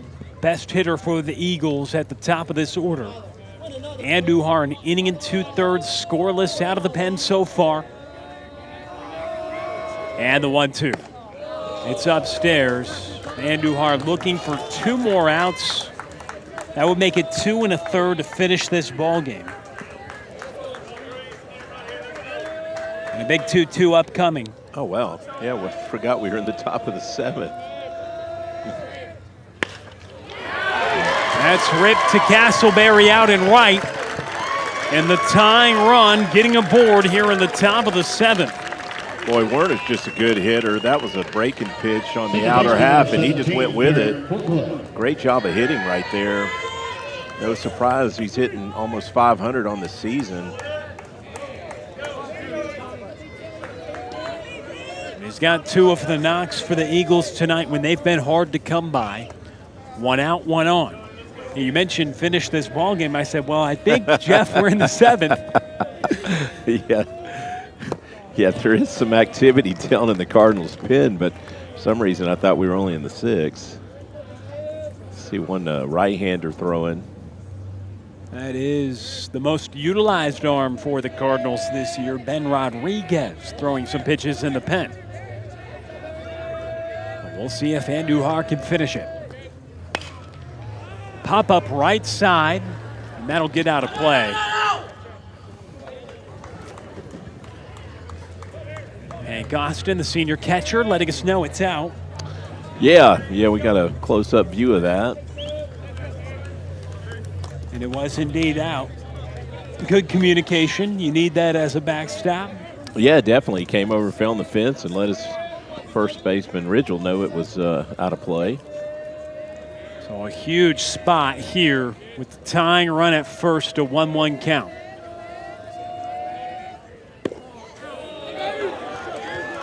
Just off the plate. Portwood 0 for 3 tonight, trying to come through in a big way for his team. Definitely the toughest part of the Eagles lineup right here. This, much like the Cardinals, their first 5 hitters are definitely the strength of the offense. That's out to right. Casselberry going back on it, makes the grab. A huge second out. The Cardinals now 1 out away from taking Game 1 of this best-of-3 series. But the 3-hole, Alex Turman, who made it a 1-run game with an RBI knock last time up, comes up to the plate.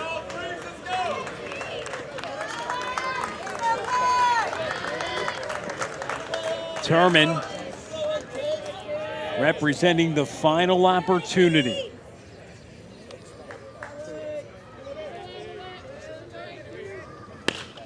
Ground ball to Carney. He gathers on to first.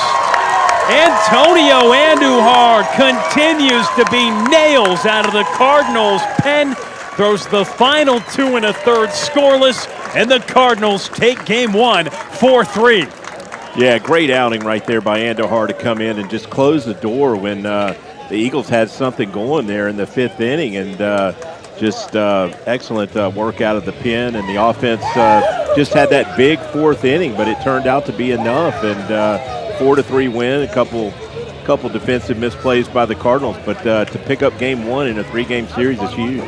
Absolutely. We saw all our runs in 2 different half innings in this game. 4 runs in the bottom of the 4th from Fort Worth Christian. Southwest Christian came back with 3 in the top of the 5th. That's all the scoring we saw tonight. And in a 1-run ball game, the Cardinals take the series opener, a 4-3 final. We've got game 2 tomorrow, 5 o'clock here from UT Arlington. And if necessary, a game 3 would follow. The Cardinals led offensively by Braylen James and Jaxon Casselberry, who each come through with RBI triples. Jake Parkerson had a ribby, and Jacob Ward had a ribby and a knock as well. Greg Smeds goes 4 1/3, allows just 2 hits but 5 walks and 2 earned runs, 3 overall. And Antonio Andujar continuing to be nails 2 2/3 out of the pen, scoreless for him.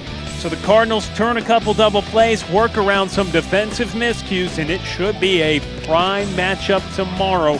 We'll see how both teams can respond. We'd assume another lefty going for the Cardinals, their game 2 starter all year long, Cale Brateris, up to him. And Antonio Andujar, only 28 pitches today. Maybe you see him go back-to-back because the Cardinals love what they saw tonight out of him to help take this game 1 4-3.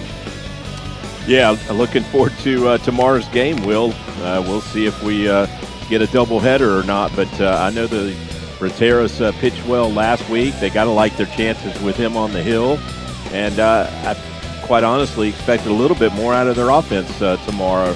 Rezner did a great job in those first 3 innings shutting them down, but I think the Cardinals would tell you they would expect more from that lineup. That lineup's been producing double digits. Granted, maybe the pitching was better tonight, but I don't expect them to be held to 4 runs or less very often. Well, the Cardinals, 4 enough for them tonight. We send you home with some of the highlights. You saw the triples from James and Casselberry. That's the Parkerson knock to score. Jaxon Casselberry getting a chance to play at his future college home, the UTA Pledge. But we say so long tonight here from Arlington, Texas. For Jeff Knipper and Trey Bell, our entire crew, our executive technical director, Mr. Tim Polster as well, always doing a phenomenal job. And of course, Trey Bell. My name's Will Connerly. 4-3 the final. We'll see you tomorrow.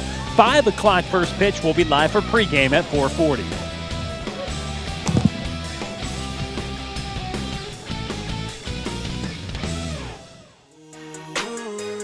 We only play to win. That's on everything. We climbing to the top. Turn it up a notch. This is all house. Hey, get that W. What? Get that W.